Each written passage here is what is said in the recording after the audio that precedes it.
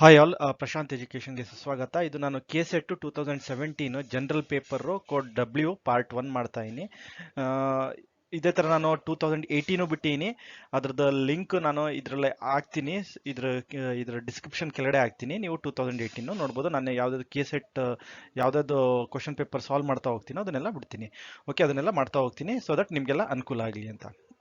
Okay, ಅದೇ subscribe ಆಗದೇ ಇದ್ದಲ್ಲಿ ದಯವಿಟ್ಟು ಸಬ್ಸ್ಕ್ರೈಬ್ ಆಗಿ. ಅದೇ ಥರ ನೀವು ನಾನು ಅಪ್ಲೋಡ್ ಮಾಡಿದ ತಕ್ಷಣ ನೋಟಿಫಿಕೇಶನ್ ಬೇಕಾಗಿದ್ದಲ್ಲಿ ಬೆಲ್ ಐಕಾನ್ ಮೇಲೆ ಕ್ಲಿಕ್ ಮಾಡಿ.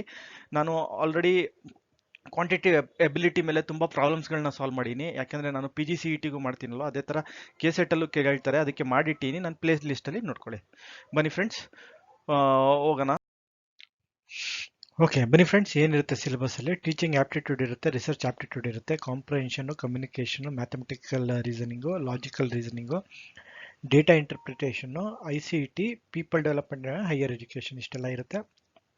ಟೋಟಲ್ ಎಲ್ಲದೂ ಸೇರಿ 60 ಕ್ವಶನ್ ಕೇಳ್ತಾರೆ. ಓಕೆ, ಈ 2017 ಅದು 2018 ಚೇಂಜ್ ಆಗಿದೆ, ಬಟ್ 2017 60 ಕ್ವಶನ್ ಕೇಳ್ತಾರೆ ಒಂದು ಪಾರ್ಟಲ್ಲಿ. ಅದನ್ನು ನೀವು ಮಾಡಬೇಕಾಗತ್ತೆ. ಇದು ನಂದು NET ಇದು ಸರ್ಟಿಫಿಕೇಟು. ಯಾವಾಗ ನಾನು NET ಜೂನ್ 2012 ಯಾವಾಗ first time MCQs part 1 part 2 introduce ಮಾಡಿದ್ರು, ಆಗ ನಾನು ಕ್ಲಿಯರ್ ಮಾಡಿದ್ದು. ಸೊ ನೋಡಿ, 2013 ನನಗೆ ಇಶ್ಯೂ ಆಗಿದೆ ಇದು. ಸೊ ನಾನು ನಂದು ಸಬ್ಜೆಕ್ಟ್ ಇದ್ದಿದ್ದು ಮ್ಯಾನೇಜ್ಮೆಂಟಲ್ಲಿ ನಾನು ಎಲಿಜಿಬಿಲಿಟಿ ಟೆಸ್ಟ್ನ ಪಾಸ್ ಆಗಿದ್ದೀನಿ. ಇದು NET Kset ಅಲ್ಲ, NETನ ಪಾಸ್ ಆಗಿದ್ದೀನಿ. ಓಕೆ, ಬನ್ನಿ ಕ್ವಶನ್ಗೆ ಹೋಗೋಣ. ಬನ್ನಿ ಫ್ರೆಂಡ್ಸ್, ಮಾರ್ಕ್ ಇರುತ್ತೆ. ಓಕೆ, ಏನು ಕೇಳ್ತಾ ಇರಲಿ? Humidity in the air. So ತೇವಾಂಶ ಏನನ್ನ ಗಾಳಿಯಲ್ಲಿದ್ದರೆ ಏನಾಗುತ್ತೆ ಅಂತ ಕೇಳ್ತಾರೆ. Increase air temperature, decrease air temperature, has no effect on air temperature, maintains air temperature. Humidity ಅಂದರೆ ಏನು? Is the concentration of water vapour present in the air. Water vapour, the gaseous state of water is generally invisible to human eye. So ಏನಾನ ನಿಮಗೆ humidity ಇದ್ರೆ ಏನಾಗುತ್ತೆ ಅಂದರೆ ಅಲ್ಲಿ ತೇವಾಂಶ ಜಾಸ್ತಿ ಇರುತ್ತೆ. ತೇವಾಂಶ ಜಾಸ್ತಿ ಇದ್ರೆ ಏನಾಗುತ್ತೆ, ಅದ್ರ ನೀವು ಆ ಟೆಂಪರೇಚರ್ ಅದು ಇನ್ ದಿ ಏರ್ ಕಮ್ಮಿ ಆಗುತ್ತೆ. ಅದಕ್ಕೆ ಕರೆಕ್ಟ್ ಆನ್ಸರ್ ಬಂದು B, decreases air temperature. So humidity ಇತ್ತು ಅಂದರೆ ನಿಮಗೆ ತೇವಾಂಶ ಇದರಿಂದ ಅದು ಟೆಂಪರೇಚರ್ನ ಡಿಕ್ರೀಸ್ ಮಾಡುತ್ತೆ. ಓಕೆ, ಬನ್ನಿ ನೆಕ್ಸ್ಟ್ ಕ್ವಶನ್ಗೆ ಹೋಗೋಣ. ಬನ್ನಿ ಫ್ರೆಂಡ್ಸ್. ಓಕೆ, ಬನ್ನಿ ನೆಕ್ಸ್ಟ್ ಕ್ವಶನ್ ನೋಡೋಣ. Who describe dams as pilgrimage centre of development? Mahatma Gandhiji, Rajiv Gandhi, JRD Tata, Jawaharlal Nehru. ಏನು ಹೇಳಿ ಅಂತ ಯಾರು ಕರೆದಿದ್ದು ಅಂತ ಹೇಳ್ತಾ ಇದ್ದಾರೆ. ಸೊ ಇದರೊಳಗೆ ಯಾತ್ರಾ ಸ್ಥಳ ಅಂತ ಕರೆದಿದ್ದು ಯಾರು ಅಂದರೆ, ಪಿಲ್ಗ್ರಿಮೇಜ್ ಸೆಂಟರ್ ಯಾರಂದರೆ ಜವಾಹರ್ಲಾಲ್ ನೆಹರು. ಏನಕ್ಕೆ ಅಂದರೆ ಈ ಡ್ಯಾಮ್ ಕಟ್ಟೋದ್ರಿಂದ ನಿಮಗೆ ಎಲೆಕ್ಟ್ರಿಸಿಟಿ ಅಲ್ದೇ ನೀವು ಇರಿಗೇಷನ್ನು ಮಾಡ್ಬೋದು. ಸೊ ಅದನ್ನ ಅವರು ಪಿಲ್ಗ್ರಿಮೇಜ್ ಸೆಂಟರ್ ಅಂತ ಕರೆಯೋದು. ಕರೆಕ್ಟ್ ಆನ್ಸರ್ ಬಂದು ಡಿ, ಜವಾಹರ್ಲಾಲ್ ನೆಹರು. ಅವರು proudly proclaimed the dams as the temple of modern India, as it was felt at that time that the construction of large dams would solve many problems of India. It would result in generation of electricity, would provide water for irrigation to farmers, supply water to household and industry. ಬನ್ನಿ next question ಹೋಗೋಣ. ಬನ್ನಿ friends, ಬನ್ನಿ ಏನು ಕೇಳ್ತಾರೆ ನೋಡೋಣ. State which of the following is false ಅಂತ ಹೇಳ್ತಾರೆ. Modern agriculture increases per capita food production. No? Yes, it will increase. This is true. Okay, modern agriculture makes soil infertile. Yes, this is also true. Modern agriculture controls pollution. So yeah, it's also true. Modern agriculture protect biodiversity. Biodiversity ಅಂದರೆ ಬೇರೆ ಬೇರೆ ಪ್ರಾಣಿ ಪಕ್ಷಿ ಆಮೇಲೆ ಬೇರೆ ಬೇರೆ ಗಿಡಗಳನ್ನೆಲ್ಲ ನೆಡೋದಕ್ಕೆ ಬಯೋಡೈವರ್ಸಿಟಿ ಅಂತಾರೆ. ಬಯೋ ಅಲ್ಲಿ ಡೈವರ್ಸಿಟಿ ಇರಬೇಕು, ಬಟ್ ಮಾಡರ್ನ್ ಅಗ್ರಿಕಲ್ಚರಲ್ಲಿ ನಾವು ಯಾವ ಡೈವರ್ಸಿಟಿನೂ ನಾವು ತಗೊಳ್ಳಲ್ಲ, ಅದರಿಂದಾಗಿ ಇದು ತಪ್ಪ answer. So modern agriculture protect diversity ಅಂದರೆ this is what do you call it as false. So correct answer is D, modern agriculture protects biodiversity is false. So correct answer is D, modern agriculture protects biodiversity. Okay, ಬನ್ನಿ next ಕ್ವಶನ್ಗೆ ಹೋಗೋಣ. ಬನ್ನಿ friends. Okay, ಬನ್ನಿ next question ಹೋಗೋಣ. ಏನು ಕೇಳ್ತಾರೆ? Match the following list 1 and list 2 ಅಂತ ಕೊಟ್ಟಿದ್ದಾರೆ. ಸೊ ಲಿಸ್ಟ್ 1 ಅಲ್ಲಿ ಕೆಲವು ಒಂದು they have given a few words, ಕೆಲವೊಂದು ವರ್ಡ್ಸ್ಗಳು ಕೊಟ್ಟಿದ್ದಾರೆ, ಅದನ್ನು ನಾವು ಲಿಸ್ಟ್ 2 ಅಲ್ಲಿ ಮ್ಯಾಚ್ ಮಾಡಬೇಕು. ಬನ್ನಿ ಫಸ್ಟ್ ನೋಡೋಣ ಏನು ಹೇಳ್ತಾ ಇದ್ದಾರೆ. ಫಸ್ಟ್ ಏನು ಹೇಳ್ತಾ ಇದ್ದಾರೆ? ಸೈಲೆಂಟ್ ವ್ಯಾಲಿ ಅಂತ ಹೇಳ್ತಾರೆ. ಏನು ಇದು ಸೈಲೆಂಟ್ ವ್ಯಾಲಿ ಎಲ್ಲಪ್ಪ ಬರುತ್ತೆ ಅಂದರೆ, ಇದು ಒಂದು ನ್ಯಾಷನಲ್ ಪಾರ್ಕು ಇನ್ ಕೇರಳ. ಅದು ನೀಲಗಿರಿ ಹಿಲ್ಸ್ ಹತ್ರ ಇದೆ. ಅಂಡ್ ಅದರೊಳಗೆ ತುಂಬ rare species of flora and ಫೋನನ್ನ ನಿಮಗೆ ಸಿಗುತ್ತೆ. ಸೊ ಒನ್ ಬಂದು ಸಿ ಅಂತ ಹೇಳಿ ನೀವು ಇಲ್ಲಿ ಆಪ್ಷನ್ಸ್ಗಳನ್ನ ನೋಡ್ತು ಅಂದರೆ, ಸೊ ಆಪ್ಷನಲ್ಲಿ ನೋಡ್ತು ಅಂದರೆ ನಿಮಗೆ ಇಲ್ಲಿ ಈ ಆಪ್ಷನ್ಸ್ಗಳಲ್ಲಿ 1C ಇರೋದು ಒಂದೇ ಒಂದು ಎ ಅಂತ ಟಿಕ್ ಮಾಡ್ತೀರಾ. ಓಕೆ, ಎ ಅಂತ ಟಿಕ್ ಮಾಡ್ತೀರಾ. ಬಟ್ ಈ ಕ್ವಶನ್ಗೆ ಗ್ರೇಸ್ ಕೊಟ್ಟಿದ್ದಾರೆ. ಏನಕ್ಕೆ ಗ್ರೇಸ್ ಅಂತ ನಾನು ನಿಮಗೆ ಎಲ್ಲ ಕರೆಕ್ಟಾಗಿ ಹೇಳ್ತೀನಿ. ನೆಕ್ಸ್ಟ್ ಅಪ್ಪಿಕೋ ಅಂತ ಹೇಳ್ತಾರೆ. ಅಪ್ಪಿಕೋ ಅಂದ್ರೆ ಮೂಮೆಂಟ್. ಅದು ಏನ್ ಮೂಮೆಂಟ್ ಅಂದ್ರೆ ಈ ವೆಸ್ಟರ್ನ್ ಘಾಟ್ಸ್ ಅಲ್ಲಿ ಮರಗಳನ್ನ ಸೇವ್ ಮಾಡಕ್ಕೆ ಈ ಅಪ್ಪಿಕೋ ಚಳುವಳಿ ಅಂತ ಕರ್ನಾಟಕದಲ್ಲಿ ಮಾಡಿದ್ರು. ಅದಕ್ಕೆ ಅಪ್ಪಿಕೋ ಕರ್ನಾಟಕದ್ದು. ಅದೇ ತರ ಏನ್ ಮಾಡಿದ್ರು ಚಿಪ್ಕೋ ಅಂದ್ರೆ movement on Chipko on was a forest conservation movement in India. ಅದು 1970ಯಲ್ಲಿ ಉತ್ತರಾಖಂಡ್ ಉತ್ತರ ಪ್ರದೇಶಲ್ಲಿ ಸ್ಟಾರ್ಟ್ ಆಗಿತ್ತು. ಸೊ ಚಿಪ್ಕೋದು ಬಂದು ನಿಮಗೆ ಉತ್ತರ ಪ್ರದೇಶ. ನೋಡಿ, ಈಗ ನಾವು ಇದಾಕಿದೀನಿ. ನೆಕ್ಸ್ಟ್ ಸರ್ದಾರ್ ಸರೋವರ್ ಅಂದ್ರೆ ಇದೊಂದು ಡ್ಯಾಮ್. ಈ ಡ್ಯಾಮ್ ಎಲ್ಲಿದೆಯಪ್ಪ ಅಂದ್ರೆ ಇದು ನರ್ಮದಾ ರಿವರ್ ಮೇಲಿದೆ. ಇದು ಕೇವ್ಡಿ ನಿಯರ್ ನವಗಮ್ ಗುಜರಾತ್ ಅಲ್ಲಿ ಇರೋದು. ಓಕೆ, ಸೊ ಅಲ್ಲಿ ಇದು ಡ್ಯಾಮ್ ನ ಬಿಲ್ಟ್ ಮಾಡಿದ್ದಾರೆ. ಇದು 4-5 ಸ್ಟೇಟ್ಸ್ಗೆ ನೀರನ್ನ ಪ್ರೊವೈಡ್ ಮಾಡುತ್ತೆ. ಅದರೊಳಗೆ ಮಧ್ಯಪ್ರದೇಶ್ ಒಂದು. ಸೊ ಈ ಸರ್ದಾರ್ ಸರೋವರ್ ಆಕ್ಚುಲಿ ಇರೋದು ಗುಜರಾತ್ ಅಲ್ಲಿ. ಸೊ ಅದನ್ನ ಅವರು ಮಧ್ಯಪ್ರದೇಶ್ ಅಂತ ರಾಂಗ್ ಆಗಿ ಕೊಟ್ಟಿದ್ದಾರೆ. ಸೊ ಇದಕ್ಕೆ ಯಾವುದೇ ಆಪ್ಷನ್ಸ್ಗಳಿಲ್ಲ. ಸೊ ಇದು ಆ ಟೈಮಲ್ಲಿ ಗ್ರೇಸ್ ಮಾರ್ಕ್ಸ್ ಹಾಕಿದ್ರೆ. ಸೊ ಕರೆಕ್ಟ್ ಆನ್ಸರ್ ಬಂದು ಇದಕ್ಕೆ ಏನಾನ ಇಲ್ಲಿ ಗುಜರಾತ್ ಅಂತ, ಈ ಮಧ್ಯಪ್ರದೇಶ್ ಬದಲು ಗುಜರಾತ್ ಇದ್ರೆ ಅದು ಕರೆಕ್ಟ್ ಆನ್ಸರ್ ಆಗಿರೋದು. ಓಕೆ, ಬನ್ನಿ ನೆಕ್ಸ್ಟ್ ಕ್ವಶನ್ಗೆ ಹೋಗೋಣ. ಬನ್ನಿ ಫ್ರೆಂಡ್ಸ್. ಓಕೆ, ಬನ್ನಿ ನೆಕ್ಸ್ಟ್ ಕ್ವಶನ್ ನೋಡೋಣ. The word ecosystem was ಕಾಯಿನ್ಡ್ by. So ಯಾರು ಈ ಇಕೋಸಿಸ್ಟಮ್ನ ಹೆಸರಂತ ತಂದಿದ್ದು ಫಸ್ಟ್ ಅಂತ ಹೇಳ್ತಾರೆ. ಸೊ ಆಪ್ಷನ್ಸ್ಗಳು ಕೊಡ್ತಾರೆ. Einstein, ವ್ಯಾಂಗ್ಲಸ್, ನ್ಯಾಕ್ಟನ್ and A.G. ಟ್ಯಾನ್ಸ್ಲಿ ಅಂತ ಹೇಳ್ತಾರೆ. ಸೊ ಇದು ಆಕ್ಚುಲಿ ಮಾಡಿದ್ದು 1935 ಅಲ್ಲಿ. ಫಸ್ಟ್ ಈ ಟರ್ಮ್ನ ಯೂಸ್ ಮಾಡಿದ್ದು ಒಂದು ಪಬ್ಲಿಕೇಶನ್ ಅಲ್ಲಿ ಬೈ ಬ್ರಿಟಿಷ್ ಇಕಾಲಜಿಸ್ಟ್ ಆರ್ಥರ್ ಟ್ಯಾನ್ಸ್ಲಿ ಅಂದ್ಬಿಟ್ಟು. So the term ecosystem was first used in 1935 in a publication by British ecologist Arthur Tansley. Tansley devised the concept to draw attention to importance of transfer of material between organisms and their environment. So ಅವರು ಈ transfer of material between organisms and ಎನ್ವೈರನ್ಮೆಂಟ್ನ ಅವರು ecosystem ಅಂತ ಕರೆದ್ರು. ಆಮೇಲೆ next ಇನ್ನೇನು ಮಾಡಿದ್ರು ಅವರು ಆ ಟರ್ಮ್ನ ತಗೊಂಡು ಅದನ್ನ ಪುನಃ ರಿಫೈನ್ ಮಾಡಿ the whole system including not only organism complex but also the whole complex of physical factor forming what we call the environment. So ಈ ಎಲ್ಲದನ್ನು ಸೇರಿ ಅವರು ಇದನ್ನ ಇಕೋಸಿಸ್ಟಮ್ ಅಂತ ಕರೆಯಕ್ಕೆ ಸ್ಟಾರ್ಟ್ ಅಂದ್ರೆ ಅವ್ರು ಏನು ಇದು ಮಾಡೋದಂದ್ರೆ, Tansley regarded ecosystem not simple as natural unit but a mental isolate. Tansley later defined the extent of ecosystem using the term ecotope ಅಂತ ಯೂಸ್ ಮಾಡ್ಕೊಂಡು ಅವರು ಇಕೋಸಿಸ್ಟಮ್ನ ಡಿಫೈನ್ ಮಾಡಿದ್ರು. ಓಕೆ, ಸೊ ಕರೆಕ್ಟ್ ಆನ್ಸರ್ ಬಂದು D.A.G. Tansley was the first person to coin the word ecosystem. Okay, ಬನ್ನಿ next question ಹೋಗೋಣ. ಬನ್ನಿ friend. Okay, ಬನ್ನಿ ನೆಕ್ಸ್ಟ್ ಕ್ವಶನ್ ಏನು ಕೇಳ್ತಾರೆ. The comprehensive wildlife protection act in India came into being in the year 1979, 1975, 1972, 1973. So ಒಂದು comprehension wildlife protection act ಅಂತ ಹೇಳ್ತಾರೆ. ಅದು ಏನಕ್ಕಪ್ಪ ಈ ಆಕ್ಟ್ ಮಾಡಿದ್ದು ಅಂದ್ರೆ, ಈ protection wildlife, bird, plant ಇದನ್ನೆಲ್ಲ ಪ್ರೊಟೆಕ್ಟ್ ಮಾಡೋಕ್ಕೆ ಈ ಆಕ್ಟ್ನ ತಂದಿದ್ದು. ಆಮೇಲೆ ಇದು ಥ್ರೂ ಔಟ್ ಇಂಡಿಯಾ ಇದನ್ನ ಜಾರಿಗೊಳಿಸಿದ್ರು. ಅದರಲ್ಲಿ 6 ಶೆಡ್ಯೂಲ್ಗಳಿದೆ which varying degrees of protection ಮೇಲೆ ಅದನ್ನ ಶೆಡ್ಯೂಲ್ಸ್ಗಳನ್ನ ಮಾಡಿದ್ದಾರೆ. Schedule 1 and part 2 of schedule 2 provides absolute protection.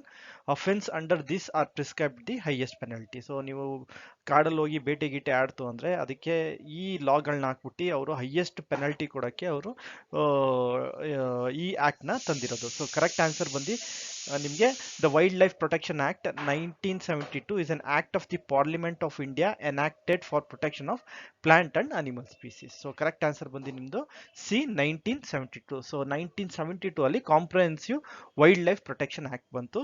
So that in order to protect the wildlife, birds and plant. Okay, ಬನ್ನಿ ನೆಕ್ಸ್ಟ್ ಕ್ವಶನ್ ಹೋಗೋಣ. ಬನ್ನಿ ಫ್ರೆಂಡ್ಸ್. ಓಕೆ, ಬನ್ನಿ ನೆಕ್ಸ್ಟ್ ಕ್ವಶನ್ ನೋಡೋಣ. ಬನ್ನಿ friends. A dynamic approach to learning implies. ಏನು dynamic approach to learning ಬಗ್ಗೆ ಮಾತಾಡ್ತಾ ಇದ್ದಾರೆ. ಸೊ ಲರ್ನಿಂಗ್ ಬಗ್ಗೆ ಮಾತಾಡಬೇಕು ಅಂದರೆ, ಹೂ ಇಸ್ ಅ ಲರ್ನರ್ ಯಾರಿರ್ತಾನೆ? ಸ್ಟೂಡೆಂಟ್ ಆಗಿರ್ತಾನೆ. So learner. So dynamic approach to learning implies first teacher should be dynamic and energetic. ಅದು ಇರಲೇಬೇಕಾಗತ್ತೆ. ಟೀಚರ್ ಡೈನಾಮಿಕ್ ಅಂಡ್ ಎನರ್ಜೆಟಿಕ್ ಆಗಿಲ್ಲ ಅಂದರೆ ಯಾವ ರೀತಿ ಡೆಲಿವರ್ ಮಾಡೋಕ್ಕಾಗತ್ತೆ? ಡೈನಾಮಿಕ್ ಅಂಡ್ ಎನರ್ಜೆಟಿಕ್ ಆಗಿದ್ರೆ ಮಾತ್ರ ಅವರು ಏನು ಹೇಳ್ಕೊಡ್ಬೇಕಾಗಿದ್ದ ಅದನ್ನು ಡೆಲಿವರ್ ಮಾಡ್ತಾರೆ. The topic should be constantly change for novelty. ಹೌದು, ಟಾಪಿಕ್ಕು ಚೇಂಜ್ ಮಾಡ್ಬೇಕಾದ್ರೆ teaching should be effective. So ಇದನ್ನೆಲ್ಲ ನೀವು ಮಾಡಬೇಕು ಅಂದರೆ ನಿಮಗೆ ಸ್ಟೂಡೆಂಟ್ಸ್ ಇರಬೇಕು. ಸ್ಟೂಡೆಂಟ್ಸ್ ಇದ್ರೆ ಮಾತ್ರ ಮಾತಾಡ್ಕೋದು. The student should be required to learn through activity. So dynamic of learning implies ಅಂದರೆ ನೀವು ಆದಷ್ಟು ಸ್ಟೂಡೆಂಟ್ಸ್ಗೆ ನೀವು ಹೇಳ್ಕೊಟ್ರು ಅವ್ರಿಗೆ ಆಕ್ಟಿವಿಟೀಸ್ಗಳನ್ನ ಕಂಡಕ್ಟ್ ಮಾಡಬೇಕು. ಆ ಆಕ್ಟಿವಿಟೀಸ್ ಥ್ರೂ ನೀವು ನಿಮ್ಮ ನಾಲೆಡ್ಜ್ನ ಇಂಪಾರ್ಟ್ ಮಾಡಬೇಕು ಸ್ಟೂಡೆಂಟ್ಗೆ. So correct answer, the student should be required to learn through activity. So B is the correct answer. ಬನ್ನಿ ನೆಕ್ಸ್ಟ್ ಕ್ವಶನ್ಗೆ ಹೋಗೋಣ. ಬನ್ನಿ ಫ್ರೆಂಡ್ಸ್. ಓಕೆ, ಬನ್ನಿ ಫ್ರೆಂಡ್ಸ್ ನೋಡೋಣ ನೆಕ್ಸ್ಟ್ ಏನು ಕೇಳ್ತಾರೆ. A student who seeks meaning and reason for what she or he learns can be classified as. So a student who seeks meaning and reasoning. So ಏನೇ ಹೇಳ್ಕೊಡ್ಬೇಕಂದ್ರೂ ಅದ್ರ ಮೀನಿಂಗು, ಅದು ಏನಕ್ಕೆ ಕಲಿತಾ ಇದ್ದೀನಿ ನಾನು, ಅದ್ರ ರೀಸನಿಂಗು ಏನಕ್ಕೆ ಕಲಿತಾ ಇದ್ದೀನಿ ನಾನು ಅಂತ ತಿಳ್ಕೊಳ್ಳೋದಕ್ಕೆ ಸ್ಟೂಡೆಂಟ್ನ ಏನು ಕ್ಲಾಸಿಫೈ ಮಾಡ್ತಾರೆ ಅಂತ ಹೇಳಿದ್ದಾರೆ. ಫಸ್ಟ್ ಕೊಟ್ಟಿದ್ದಾರೆ ಇನೋವೇಟಿವ್ ಲರ್ನರ್. ಇನೋವೇಟಿವ್ ಲರ್ನರ್ ಅಂದರೆ ತುಂಬ ಇನೋವೇಟಿವ್ ಆಗಿ ಥಿಂಗ್ಸ್ಗಳನ್ನ ಮಾಡಿ ಅದರಿಂದ ಕಲಿಯೋದನ್ನ ಇನೋವೇಟಿವ್ ಲರ್ನರ್ ಅಂತೀವಿ. ಸೊ ಅವನು ಇನೋವೇಟಿವ್ ಆಗಿ ಥಿಂಕ್ ಮಾಡಿ ಬೇರೆ ಬೇರೆ out of the box think ಮಾಡಿ ಲರ್ನರ್ಗೆ ಇದು ಮಾಡೋನಿಗೆ ಅವನಿಗೆ ಇನೋವೇಟಿವ್ ಲರ್ನರ್ ಅಂತೀವಿ. ನೆಕ್ಸ್ಟ್ ಕಾಮನ್ ಸೆನ್ಸ್ ಲರ್ನರ್ ಅಂತೀನಿ. ಕಾಮನ್ ಸೆನ್ಸ್ ಅಂದರೆ ನಮ್ಮ ಸೆನ್ಸನ್ನು ಹಾಕ್ಬಿಟ್ಟು ಅದರಲ್ಲಿ ಯಾವುದು ಇದು ಬೇಕಾ ಇದು ಬೇಡವಾ ಅಂತ ಲರ್ನರ್ ಇಡ್ತಾರೆ, ಅಂಥವ್ರನ್ನ ನಾವು ಕಾಮನ್ ಸೆನ್ಸ್ ಲರ್ನರ್ ಅಂತೀವಿ. ಅಂದರೆ ಮಾಮೂಲಿ ಕಾಮನ್ ಸೆನ್ಸ್ ಹಾಕ್ಬಿಟ್ಟು ಕಲಿಯೋದನ್ನ. ಡೈನಾಮಿಕ್ ಲರ್ನರ್ ವೇರಿಯಸ್ ವೇಸಲ್ಲಿ ನೋಡುವವನು ಇನೋವೇಟಿವ್ ಲರ್ನರು ಆಗ್ಬೋದು, ಕಾಮನ್ ಸೆನ್ಸ್ ಲರ್ನರ್ ಆಗ್ಬೋದು, ಎಲ್ಲದನ್ನು ಹಾಕ್ಬೋದು. ಬಟ್ ನಮ್ಗೆ ಇಲ್ಲಿ ಕೊಟ್ಟಿರೋದೇನು ಸೀಕ್ಸ್ ಮೀನಿಂಗ್ ಅಂಡ್ ರೀಸನಿಂಗ್. ಅದನ್ನ ಏನಕ್ಕೆ ನಾನು ಏನಕ್ಕೆ ಕಲಿಬೇಕಿದು, ಇದಕ್ಕೆ ನನಗೇನು ಉಪಯೋಗ ಆಗುತ್ತೆ ಅನ್ನೋರ್ನ ನಾವು ಅದನ್ನ ಅನಲಿಟಿಕಲ್ ಲರ್ನರ್ ಅಂತ ಕರಿತೀವಿ. ಅನಲಿಟಿಕಲ್ ಥಿಂಕಿಂಗ್ ಅಂತ ಹೇಳಿದ್ರೆ ಏನು ಅನಲಿಟಿಕಲ್ ಥಿಂಕಿಂಗ್ ಅಂದರೆ ನೀವು ಕಲಿಯೋದನ್ನ ಯಾಕೆ ಕಲಿತಾ ಇರಾ, ಏನು ಪರ್ಪಸ್ಗೋಸ್ಕರ ಕಲಿತಾ ಇರಾ, ಇದನ್ನೆಲ್ಲ ಥಿಂಕ್ ಮಾಡೋ ಲರ್ನರ್ಗೆ ನಾವು ಅನಲಿಟಿಕಲ್ ಲರ್ನರ್ ಅಂತೀವಿ. ಸೊ ಕರೆಕ್ಟ್ ಆನ್ಸರ್ ಬಂದು ಡಿ, ಅನಲಿಟಿಕಲ್ ಲರ್ನರ್. ಓಕೆ, ಬನ್ನಿ ನೆಕ್ಸ್ಟ್ ಕ್ವಶನ್ಗೆ ಹೋಗೋಣ. ಬನ್ನಿ ಫ್ರೆಂಡ್ಸ್.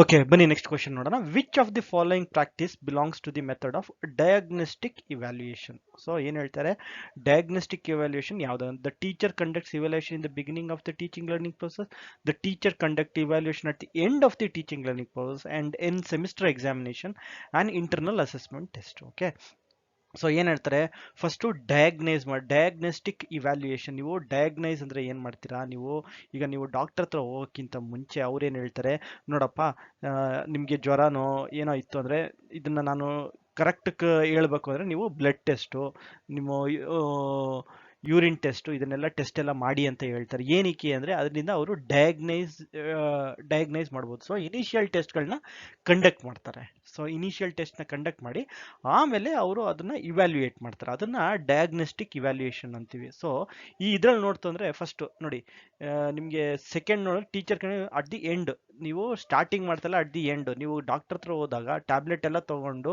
ಎಲ್ಲ ಮಾಡಾದ್ಮೇಲೆ ಆಮೇಲೆ 10 ದಿನ ಬಿಟ್ಟು ಬಂದು ಟೆಸ್ಟ್ ಮಾಡಿ ಅಂತಾರ? ಇಲ್ಲ, ಫಸ್ಟೇ ಟೆಸ್ಟ್ ಮಾಡಿಸ್ತಾರೆ. ಸೊ ಡಯಾಗ್ನೋಸ್ಟಿಕ್ ಇವ್ಯಾಲ್ಯೂಯೇಷನ್ ಅಂದರೆ ಫಸ್ಟ್ ಟೆಸ್ಟ್ ಮಾಡ್ಬಿಟ್ಟು ಅವ್ರದ್ದು ಎಲ್ಲಿವರೆಗೂ ಇದ್ದಾರೆ ಸ್ಟೂಡೆಂಟು, ನಾಲೆಜ್ ಎಲ್ಲಿವರೆಗಿದೆ ಅಂತ ನೋಡಿ ಅನಲೈಸ್ ಮಾಡಿ ಆಮೇಲೆ ಟೀಚರು ಪ್ರಿಪೇರ್ ಮಾಡಿಕೊಂಡು ಅವರು ಲೆಸನ್ಸ್ನ ಅವರು ಕೊಡ್ಬೋದು ಸ್ಟೂಡೆಂಟ್ಸ್ಗೆ.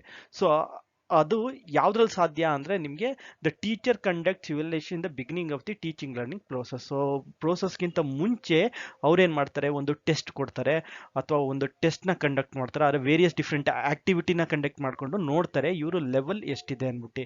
ಆ ಲೆವೆಲ್ನ ಅಂಡರ್ಸ್ಟ್ಯಾಂಡ್ ಮಾಡಿಕೊಂಡು ಆ ಲೆವೆಲ್ ತಕ್ಕನಾಗೆ ಅವರು ತಮ್ಮ ಟೀಚಿಂಗ್ ಪ್ರೋಸೆಸ್ನ ಪ್ರಿಪೇರ್ ಮಾಡಿ, ಸೊ ಅವರು ಪೆಡಾಗಾಗಿ ಪ್ರಿಪೇರ್ ಮಾಡ್ಬಿಟ್ಟು ಆ ಪೆಡಾಗಾಗಿನ ಅವರು ಸ್ಟೂಡೆಂಟ್ಸ್ಗೆ ಕೊಡ್ತಾರೆ. So that is called as the diagnostic evaluation. So correct answer, the teacher conducts evaluation in the beginning of the teaching learning process. Okay, so correct answer ಬಂದು A, the teacher conduct evaluation in the beginning of the teaching learning process. Okay, ಬನ್ನಿ next ಕ್ವಶನ್ಗೆ ಹೋಗೋಣ. ಬನ್ನಿ friends. Okay, let's look up the another question. A pragmatic education philosophy would believe that. So pragmatic ಅಂದ್ರೆ practical education philosophy ಅಂತ. pragmatic meaning practical ಅಂದ್ಬಿಟ್ಟು ಆ practical education philosophy would believe that. ಏನು believe ಆಗುತ್ತೆ ಅದರಲ್ಲಿ ಅಂದರೆ all learning is entirely dependent on teacher. ಇಲ್ಲ, ಇದು ಸಾಧ್ಯ ಇಲ್ಲ. ಯಾಕೆ ಅಂದರೆ ಇದು ಟೀಚರ್ ಮೇಲಲ್ಲ, ಸ್ಟೂಡೆಂಟು ಆಮೇಲೆ ಏನು ಪೆಡಗಾಗಿ ಯೂಸ್ ಮಾಡ್ತಾ ಇದ್ದಾರೆ, ಯಾವ ರೀತಿ ಡೆಲಿವರಿ ಕೊಡ್ತಾರೆ, ಯಾವುದೆಲ್ಲ ಯೂಸ್ ಮಾಡಿಕೊಂಡು ಟೀಚಿಂಗ್ನ ಮಾಡ್ತಾರೆ, ಇದೆಲ್ಲ ಎಂಟೈರ್ ಇದು ಗ್ಯಾಮೆಟ್ ಆಫ್ ಟೀಚಿಂಗ್ ಬರುತ್ತೆ. ಸೊ ನಾವು ಎಲ್ಲದನ್ನು ತಗೋಬೇಕಾಗುತ್ತೆ. ಸೊ ಇದು all learning entirely dependent on teacher ಅಲ್ಲ. Learning is the sole responsibility student ಅಲ್ಲ. Learning is a journey. You need to do a journey with the teacher, with student, with the method they use to teach, the way that student understand the topic, ಇದೆಲ್ಲ ಇರುತ್ತೆ. ಆಮೇಲೆ all learning is dependent on context of place, time and circumstances. ಇದಂತೂ guarantee. Practical ಆಗಿ ಹೇಳ್ತಾ ಇದ್ದಾರೆ, learning ಯಾವ್ದ್ರ ಮೇಲೆ depend, place, time ಮತ್ತೆ ಸರ್ಕಮ್ಸ್ಟಾನ್ಸಸ್ ಇದ್ರ ಮೇಲೆ ಡಿಪೆಂಡ್ ಆಗುತ್ತೆ. ಓಕೆ, ಸೊ ಸಿ ಆನ್ಸರ್ ಆಗ್ಬೋದು. ಲಾಸ್ಟ್ ಡಿ ನೋಡೋಣ ತಾಡಿ. Learning is an interactive process between teacher and student. ಹೌದು, interactive process, but interactive process ಅಲ್ಲಿ ತುಂಬಾ ಅವ್ರದ್ದು ಯಾವ ರೀತಿ ಟೀಚರ್ ಹೇಳ್ಕೊಡ್ತಾರೆ, ಯಾವ ಪ್ಲೇಸಲ್ಲಿ ಹೇಳ್ಕೊಡ್ತಾರೆ, ಯಾವ ರೀತಿ ಸ್ಟೂಡೆಂಟ್ನ ಅವರು ಅಡ್ರೆಸ್ ಮಾಡ್ತಾರೆ, ಇದೆಲ್ಲ it comes into play. So correct answer ಬಂದು ಆ ಪ್ರಾಕ್ಟಿಕಲ್ ಎಜುಕೇಶನ್ ಫಿಲಾಸಫಿ ಏನು ಹೇಳುತ್ತೆ ಅಂದರೆ all learning is dependent upon the context of place, time and circumstances ಅಂತ ನಾವು ಹೇಳ್ಬೋದು. So correct answer is C, all learning is dependent context of place, time and circumstance. Okay, ಬನ್ನಿ next question ಹೋಗೋಣ. ಬನ್ನಿ friends. Okay, ಬನ್ನಿ friends ಏನು ಕೇಳ್ತಾರೆ ನೋಡೋಣ. Which of the following is an example of intervening variable. So ನೀವು intervening variable ಬಗ್ಗೆ ತಿಳ್ಕೊಂಡಿದ್ರೆ ಮಾತ್ರ ನಿಮಗೆ ಈ ಕ್ವಶನ್ನ ಆನ್ಸರ್ ಮಾಡಕ್ ಸಾಧ್ಯ ಆಗೋದು. On instructional material, teacher, student, administration. Okay, so ಇಲ್ಲಿ ನಾವು ಏನ್ ಕಂಟೆಸ್ಟ್ ಅಲ್ಲಿ ಮಾತಾಡ್ತಾ ಇದ್ದಾರೆ ಅಂತ ನೀವು ತಿಳ್ಕೋಬೇಕು. ಇಲ್ಲಿ ಲರ್ನಿಂಗ್ ಕಂಟೆಸ್ಟ್ ಅಲ್ಲಿ ಮಾತಾಡ್ತಾ ಇದ್ದಾರೆ. Which is the following is an example of intervening variable in learning ಅಂತ. ಅದು ಆಕ್ಚುಲಿ ಹೆಂಗ್ ಕೊಡ್ಬೇಕಾಯ್ತು, ನೀವು ಲರ್ನಿಂಗ್, ಇದು ನಾವು ಜನರಲ್ ಪೇಪರ್ ಲರ್ನಿಂಗ್ ಬಗ್ಗೆ ಮಾಡ್ತಾ ಇರೋದಕ್ಕೆ ನಾನು ಲರ್ನಿಂಗ್ ಅಂತ ತಗೊಂಡು ಯಾವುದು ಇದರೊಳಗೆ ಲರ್ನಿಂಗಿಗೆ ತುಂಬಾ ಪ್ರಭಾವ ಬೀರುತ್ತೆ, ಯಾವ ಇದು ವೇರಿಯಬಲ್ ತುಂಬಾ ಪ್ರಭಾವ ಬೀರುತ್ತೆ. ಬೇರೆ ಬೇರೆ ವೇರಿಯಬಲ್ಗಳಿದೆ, instructional material, teacher, student, administrator. Okay, ಇದರೊಳಗೆ ತುಂಬಾ ಪ್ರಭಾವ ಅಂತ ಹೇಳ್ತಾ ಇರೋದು. ಓಕೆ, ತುಂಬಾ ಪ್ರಭಾವ ಯಾವ್ದು ಬೀರುತ್ತೆ ಅಂತ. ಟೀಚರು ಹೌದು ಪ್ರಭಾವ ಬೀರುತ್ತೆ. ಟೀಚರ್ ಸರಿಯಾಗಿರಲಿಲ್ಲ ಅಂದ್ರೆ ಅದು ಎಕ್ಸ್ಪ್ಲನೇಷನ್ ಸರಿಗಿಲ್ಲ, ಲರ್ನಿಂಗ್ ಸರಿಗೆ ಆಗಲ್ಲ. ಸ್ಟೂಡೆಂಟ್, ಹೌದು ಸ್ಟೂಡೆಂಟು ತಕ್ಕ ಮಟ್ಟಿಗೆ ಗೊತ್ತಿರ್ಬೇಕು ಅವನಿಗೆ, ಏನು ಸ್ವಲ್ಪ ಬೇಸಿಕ್ ನಾಲೆಜ್ ಇದ್ರೆ ಮಾತ್ರ ನೀವು ಹೇಳ್ಕೊಡಕ್ ಸಾಧ್ಯ. ಅಡ್ಮಿನಿಸ್ಟ್ರೇಷನ್, ಹೌದು ಅಡ್ಮಿನಿಸ್ಟ್ರೇಷನ್ ಬೇಕು ಲರ್ನಿಂಗ್ ಪ್ರೊಸೆಸ್ ಅಲ್ಲಿ, ಬಟ್ ತುಂಬಾ ತುಂಬಾ ಇಂಪ್ಯಾಕ್ಟ್ ಆಗೋದು ಯಾವ್ದ್ರಿಂದ ಅಂದ್ರೆ ಇನ್ಸ್ಟ್ರಕ್ಷನಲ್ ಮೆಟೀರಿಯಲ್. ನೀವು ಯಾವ ತರ ಇನ್ಸ್ಟ್ರಕ್ಷನ್ ಮೆಟೀರಿಯಲ್ ನೀವು ಪ್ರಿಪೇರ್ ಮಾಡ್ತೀರಾ, ಅದು ತುಂಬಾ ಇಂಟರ್ವೇನಿಂಗ್ ವೇರಿಯಬಲ್ ಆಗುತ್ತೆ ಲರ್ನಿಂಗ್ ಅಲ್ಲಿ. ಯಾಕೆಂದ್ರೆ ಅದು ನೀವು ಮ್ಯಾಕ್ಸಿಮಮ್ ಒಂದು 80% ನಿಮ್ದು ಇನ್ಸ್ಟ್ರಕ್ಷನಲ್ ಮೆಟೀರಿಯಲ್ ಮೇಲೆ ಡಿಪೆಂಡ್ ಆಗಿರುತ್ತೆ. ನೀವು ಯಾವ ರೀತಿ ಎಫೆಕ್ಟಿವ್ ಇನ್ಸ್ಟ್ರಕ್ಷನಲ್ ಮೆಟೀರಿಯಲ್ಗಳು ಪ್ರಿಪೇರ್ ಮಾಡ್ತೀರಾ, ಪಿಕ್ಚರ್ ತೋರಿಸ್ಬಿಟ್ಟು ಎಕ್ಸ್ಪ್ಲೇನ್ ಮಾಡ್ತಾಯಿರಾ ಅಥವಾ ಏನು ಎಕ್ಸಾಂಪಲ್ಸ್ಗಳು ಕೊಡ್ತಾ ಇರಾ ಆ ಇನ್ಸ್ಟ್ರಕ್ಷನಲ್ ಮೆಟೀರಿಯಲ್, ಅದೆಲ್ಲ ತುಂಬಾ ಪ್ರಭಾವ ಬೀರುತ್ತೆ. ಸೊ ಕರೆಕ್ಟ್ ಆನ್ಸರ್ ಬಂದು ಎ, ಆನ್ ಇನ್ಸ್ಟ್ರಕ್ಷನಲ್ ಮೆಟೀರಿಯಲ್ ಅಂತ ಇದೆ. It's a very example of intervening variable in learning ಅಂತ ತಗೋಬೇಕು. ಇನ್ ಲರ್ನಿಂಗ್ ಅಂತ ತಗೊಂಡ್ರೆ ನೀವು ಇನ್ಸ್ಟ್ರಕ್ಷನ್ ಮೆಟೀರಿಯಲ್ ಅಂತ ನಾವು ಹೇಳ್ಬೋದು. ಓಕೆ, ಬನ್ನಿ ನೆಕ್ಸ್ಟ್ ಕ್ವಶನ್ ಹೋಗೋಣ. ಬನ್ನಿ ಫ್ರೆಂಡ್ಸ್. ಓಕೆ, ಬನ್ನಿ ಫ್ರೆಂಡ್ಸ್ ನೋಡೋಣ. ನೆಕ್ಸ್ಟ್ ಏನ್ ಕ್ವಶನ್ ಕೇಳ್ತಾರೆ. Which of the following does not apply, ತುಂಬಾ important, does not apply to micro teaching ಅಂತಾರೆ. ಸೊ ಇದ್ಯಾವುದು ಮೈಕ್ರೋ ಟೀಚಿಂಗ್ಗೆ ಅಪ್ಲೈ ಆಗ್ದಲ್ಲ ಅಂತ ಕೇಳ್ತಾ ಇದ್ದಾರೆ. First of all micro teaching ಅಂದ್ರೆ ಏನು ಅಂತ ನಿಮಗೆ ಗೊತ್ತಿರಬೇಕು. ಮೈಕ್ರೋ ಟೀಚಿಂಗ್ ಅಂದ್ರೆ ಅದು ಟೀಚರ್ಗೆ ಟ್ರೈನಿಂಗ್ ಅಂಡ್ ಅದು ಒಂದು ಟ್ರೈನಿಂಗು ಮತ್ತೆ ಫ್ಯಾಕಲ್ಟಿ ಡೆವಲಪ್ಮೆಂಟ್ ಟೆಕ್ನಿಕ್. ಅದು ಎಲ್ಲಿ ಟೀಚರು ಅವರು ರೆಕಾರ್ಡ್ ಮಾಡಿಕೊಂಡು ಆಫ್ ದ ಟೀಚಿಂಗ್ ಸೆಷನ್ ಅದನ್ನ ಅವರು ರೆಕಾರ್ಡ್ ಮಾಡ್ಬಿಟ್ಟು ಅದನ್ನ ತೋರಿಸ್ತಾರೆ ಬೇರೆಯವ್ರಿಗೆ. ಅದರಿಂದ ಅವ್ರಿಗೆ ಗೊತ್ತಾಗುತ್ತೆ ಯಾವ ರೀತಿ ತಪ್ಪು ಮಾಡ್ತಾ ಇರೋರು ಅಂತ. ಆಮೇಲೆ ಕನ್ಸ್ಟ್ರಕ್ಟಿವ್ ಫೀಡ್ಬ್ಯಾಕ್ ಫ್ರಮ್ ಸ್ಟೂಡೆಂಟ್ಸು ಮತ್ತು ಅವ್ರ ಕೊಲೀಗ್ ಆಗಲಿ, ಅವ್ರ ಪಿಯರ್ಸ್ ಆಗಲಿ, ಅವರು ಸ್ಟೂಡೆಂಟ್ ಆಗಲಿ, about what has worked and what improvement can be made in the teaching technique. ಇದನ್ನು ನಾವು ಮೈಕ್ರೋ ಟೀಚಿಂಗ್ ಅಂತೀವಿ. ಸೊ ಬೇಸಿಕಲಿ ಮೈಕ್ರೋ ಟೀಚಿಂಗ್ ಅಂದರೆ ಫೀಡ್ಬ್ಯಾಕ್ಗಳನ್ನ ತಗೊಳ್ಳೋದು. ಯಾರ ಫೀಡ್ಬ್ಯಾಕು, ಅದು ಟೀಚರ್ಸ್ ಅವರು ಕೊಲೀಗ್ ಫೀಡ್ಬ್ಯಾಕೇ ಆಗಿರ್ಬೋದು, ಅದು ಪಿಯರ್ ಅಂತ ಕರಿತೀವಿ. ಅಲ್ಲದೆ ನೀವು ಸ್ಟೂಡೆಂಟ್ಸ್ದು ಫೀಡ್ಬ್ಯಾಕ್ಗಳನ್ನ ತಗೊಂಡು ನೀವು ನಿಮ್ಮ ಟೀಚಿಂಗ್ನ ಇಂಪ್ರೂವ್ ಮಾಡೋಕ್ಕೆ ಮೈಕ್ರೋ ಟೀಚಿಂಗ್ ಅಂತ ಕರೀತಾರೆ. ಸೊ ಇದರೊಳಗೆ ಯಾವುದು ಡಸ್ ನಾಟ್ ಅಪ್ಲೈ ಅಂತ ಹೇಳ್ತಾರೆ. ಫಸ್ಟ್ ಬನ್ನಿ, focus on developing teaching skills. Yes, ಇದು ಏನು ಹೇಳ್ತಾ ಇರಂದ್ರೆ so micro teaching helps us focus on developing teaching skills. Correct, ಇದು ಕರೆಕ್ಟ್ ಇದೆ. ಯಾಕಂದ್ರೆ ನಾವು ಮೈಕ್ರೋ ಟೀಚಿಂಗ್ ಮಾಡೋದೇ ನಮ್ಮ ಟೀಚಿಂಗ್ ಸ್ಕಿಲ್ಸ್ನ ಡೆವಲಪ್ ಮಾಡೋಕ್ಕೆ ನಾವು ಅದನ್ನು ಮಾಡ್ತೀವಿ. Feedback for trainees performance. ಹೌದು, ಇದು ಫೀಡ್ಬ್ಯಾಕು ಕೊಡ್ತಾರೆ ನಿಮಗೆ ನಿಮ್ಮ ಮೈಕ್ರೋ ಟೀಚಿಂಗಲ್ಲಿ. Limited number of students, limited number of students ಇದ್ರೂ ನಾವು ಮಾಡ್ಬೋದು. ಯಾಕಂದರೆ ಲಿಮಿಟೆಡ್ ನಂಬರ್ ಆಫ್ ಸ್ಟೂಡೆಂಟ್ಸೇ ಬೇಕಾಗಿರೋದಿಲ್ಲಿ ನಮಗೆ ಟ್ರೈನಿಂಗ್ ಫೀಡ್ಬ್ಯಾಕ್ಗಳು ಕೊಡೋಕ್ಕೆ. ಆರ್ ಎಲ್ಸ್ ಅವ್ರಿಗೆ ಪಾಠ ಮಾಡಿ ಅವ್ರ ಹತ್ರ ಫೀಡ್ಬ್ಯಾಕ್ ತೊಗೊಳಕ್ಕೆ ನಮಗೆ ಲಿಮಿಟೆಡ್ ನಂಬರ್ ಸ್ಟೂಡೆಂಟು ಇರುತ್ತೆ. ನೆಕ್ಸ್ಟ್ ಬಂದು A very wide and large topic. Very wide and large topic ಎಲ್ಲೂ ನಿಮಗೆ ಇಲ್ಲಿ ಟೀಚರ್ ಟ್ರೈನಿಂಗಲ್ಲಿ ಬರಲ್ಲ. ಇದು ಮೈಕ್ರೋ ಟೀಚಿಂಗಲ್ಲಿ ಬರೋದೇ ಇಲ್ಲ. ಮೈಕ್ರೋ ಟೀಚಿಂಗು ನಿಮ್ಮದು 100% ಫೋಕಸ್ ಇರೋದು ಟೀಚರ್ ಟ್ರೈನಿಂಗು ಮತ್ತು ಅವ್ರದ್ದು ಸ್ಕಿಲ್ಸ್ನ ಡೆವಲಪ್ ಮಾಡೋಕ್ಕೆ, ಟೆಕ್ನಿಕ್ಸ್ನ ಡೆವಲಪ್ ಮಾಡೋಕ್ಕೆ, ಮತ್ತು ಫೀಡ್ಬ್ಯಾಕ್ಗಳು ತೊಗೊಳ್ತೀರಾ.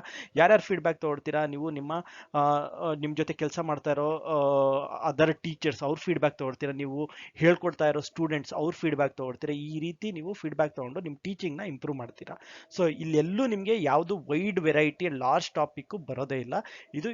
ಇದು does not apply to your micro teaching. So correct answer is a very wide and large topic does not apply to micro teaching. Micro teaching is only concentrated in teachers training and also teachers review by the students and also by their colleagues.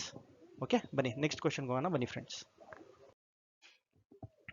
Okay ಬನ್ನಿ, next question ಏನು ಕೇಳ್ತಾರೆ. If any person uses official uniform of naval authorities to falsify represent himself to be a naval officer, he or she shall be guilty of an offence under ಅಂತ ಕೇಳ್ತಾರೆ. ಈಗ ಅವನು naval officer ಅಲ್ಲ, ಆದರೆ naval officer ಥರ dress ಹಾಕೊಂಡು naval officer ಅಂತ ಮಾಡಿದ್ರೆ ಯಾವುದು ಅಫೆನ್ಸ್ನ ಆಗ್ತಾರೆ ಅಂತ ಅವರು ಕೇಳ್ತಾರೆ. ಸೊ ಆಪ್ಷನ್ಸ್ಗಳು ನೋಡೋಣ ಏನು ಕೇಳ್ತಾ ಇದ್ದಾರೆ.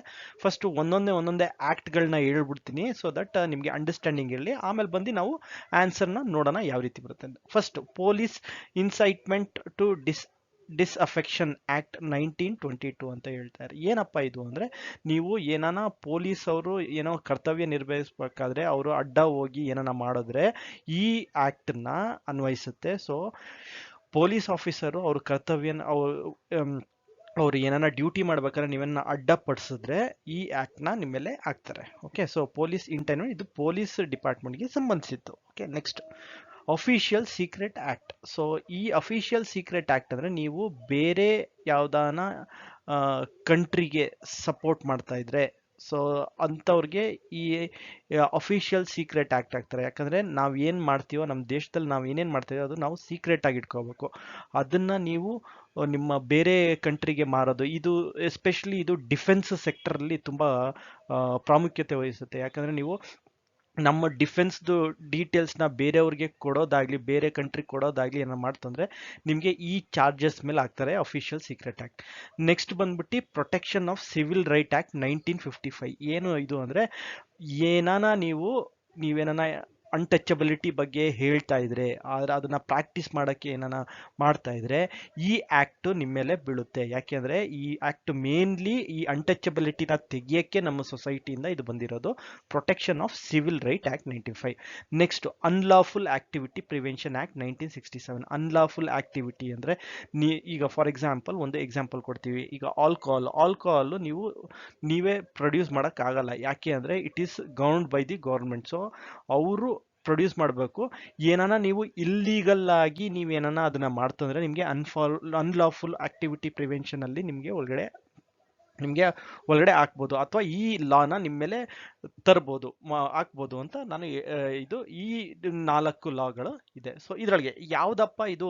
If any person uses official uniform of naval authority. ನೋಡಿ, official uniform of naval authority ತಗೊಂಡು ಫಾಲ್ಸಿಫೈ ರೆಪ್ರೆಸೆಂಟೇಟಿವ್ ನೇವಲ್ ಆಫೀಸರ್ ಅಂದರೆ ಇದು ಯಾವ ಆ್ಯಕ್ಟಿಗೆ ಬರುತ್ತೆ? ಈ ಆ್ಯಕ್ಟು ನಾನು ಆಗಲೇ ಹೇಳಿದೆ ನಿಮಗೆ, ಅಫಿಷಿಯಲ್ ಸೀಕ್ರೆಟ್ ಆ್ಯಕ್ಟ್ ಅಂದರೆ ಏನಾನ ಡಿಫೆನ್ಸ್ಗೆ ತುಂಬ ರಿಲೇಟ್ ಆಗಿರೋದು, ಅದಕ್ಕೆ ಅದು ಡಿಫೆನ್ಸ್ ಆ್ಯಕ್ಟ್ ಇದು ಬರುತ್ತೆ. ಸೊ ಕರೆಕ್ಟ್ ಆನ್ಸರ್ ಬಂದು ನಿಮಗೆ ಬಿ, ಅಫಿಷಿಯಲ್ ಸೀಕ್ರೆಟ್ ಆ್ಯಕ್ಟ್ 1923ಗೆ ಅಪ್ಲೈ ಮಾಡ್ತಾರೆ. ಏನಾನ ಆ ಪರ್ಸನ್ನು ಅಫಿಷಿಯಲ್ ಯೂನಿಫಾರ್ಮ್ ಹಾಕೊಂಡು ನಾನು ನೇವಲ್ ಅಥಾರಿಟಿ ಅಂತ ಫಾಲ್ಸ್ ಆಗಿ ರೆಪ್ರೆಸೆಂಟ್ ಮಾಡಿದ್ರೆ ಅವನಿಗೆ ಈ ಆ್ಯಕ್ಟ್ನ ಹಾಕ್ತಾರೆ. ಓಕೆ, ಬನ್ನಿ ನೆಕ್ಸ್ಟ್ ಕ್ವಶನ್ಗೆ ಹೋಗೋಣ ಬನ್ನಿ ಫ್ರೆಂಡ್ಸ್. ಓಕೆ, ಬನ್ನಿ ನೆಕ್ಸ್ಟ್ ಕ್ವಶನ್ ಏನು ಕೇಳ್ತಾರೆ. An editor according to section 3(2) of working journalist act, an editor may be retrenched from service with a notice period of. retrenched ಅಂದ್ರೆ ನೀವು ಗೊತ್ತಾಗಬೇಕು, ಕೆಲ್ಸದಿಂದ ತೆಗೆದುಹಾಕೋದು ಅಂತ. ಓಕೆ, ಸೊ ಏನ್ ಹೇಳ್ತಾ ಇದ್ದಾರೆ, an editor according to section 3(2) of working journalist act. So working journalist act ಪ್ರಕಾರ ಎಷ್ಟು ನೋಟಿಸ್ ಪೀರಿಯಡ್ ಕೊಡಬೇಕು ಅವನಿಗೆ ಕೆಲಸದಿಂದ ತೆಗೆದುಹಾಕಕ್ಕೆ. ಸೊ 6 ಮಂತ್ ಇದೆ, 3 ಮಂತ್ ಇದೆ, 2 ಮಂತ್ ಇದೆ, 8 ಮಂತ್ ಇದೆ. ಸೊ ಇದರೊಳಗೆ ಆಕ್ಚುಯಲ್ ಸೆಕ್ಷನ್ 25F ಆಕ್ಟ್ ಪ್ರಕಾರ ಏನು ಅಂದ್ರೆ, ನೋಟಿಸ್ ಪೀರಿಯಡ್ ಯಾರ್ಗನ ಅವರು ಈ ಜರ್ನಲಿಸ್ಟ್ನ ತೆಗಿಬೇಕು ಅಂದ್ರೆ ಅವರು ಮಿನಿಮಮ್ 6 ಮಂತ್ಸ್ ಎಡಿಟರ್ಗೆ ಕೊಡಬೇಕು in case of N editor.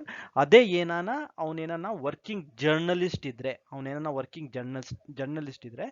3 months notice period ಕೊಡಬೇಕು ಅವನಿಗೆ ತೆಗಿಯೋಕ್ಕಿಂತ ಮುಂಚೆ. ಸೊ ಇದು ನಿಮಗೆ ಈ ಆಕ್ಟ್ ಹೇಳುತ್ತೆ ನಿಮಗೆ, ಸೆಕ್ಷನ್ 25F ಅಂದ್ರೆ working journalist act section 25F ಅಲ್ಲಿ ಇದು ಹೇಳ್ತಾರೆ. ಏನ್ ಹೇಳ್ತಾರೆ, 6 months in case of an editor and 3 months in case of any other working journalist. So correct answer ಬಂದು ನಿಮಗೆ ಎ 6 ಮಂತ್ಸ್. ಅವನೇನ ಎಡಿಟರ್ ಏನಾನ ಇತ್ತು ಅಂದ್ರೆ ಅವನಿಗೆ 6 ತಿಂಗಳು ನೋಟಿಸ್ ಪೀರಿಯಡ್ ಕೊಡಬೇಕು ಅವನಿಗೆ ತೆಗಿಯೋಕ್ಕಿಂತ ಮುಂಚೆ.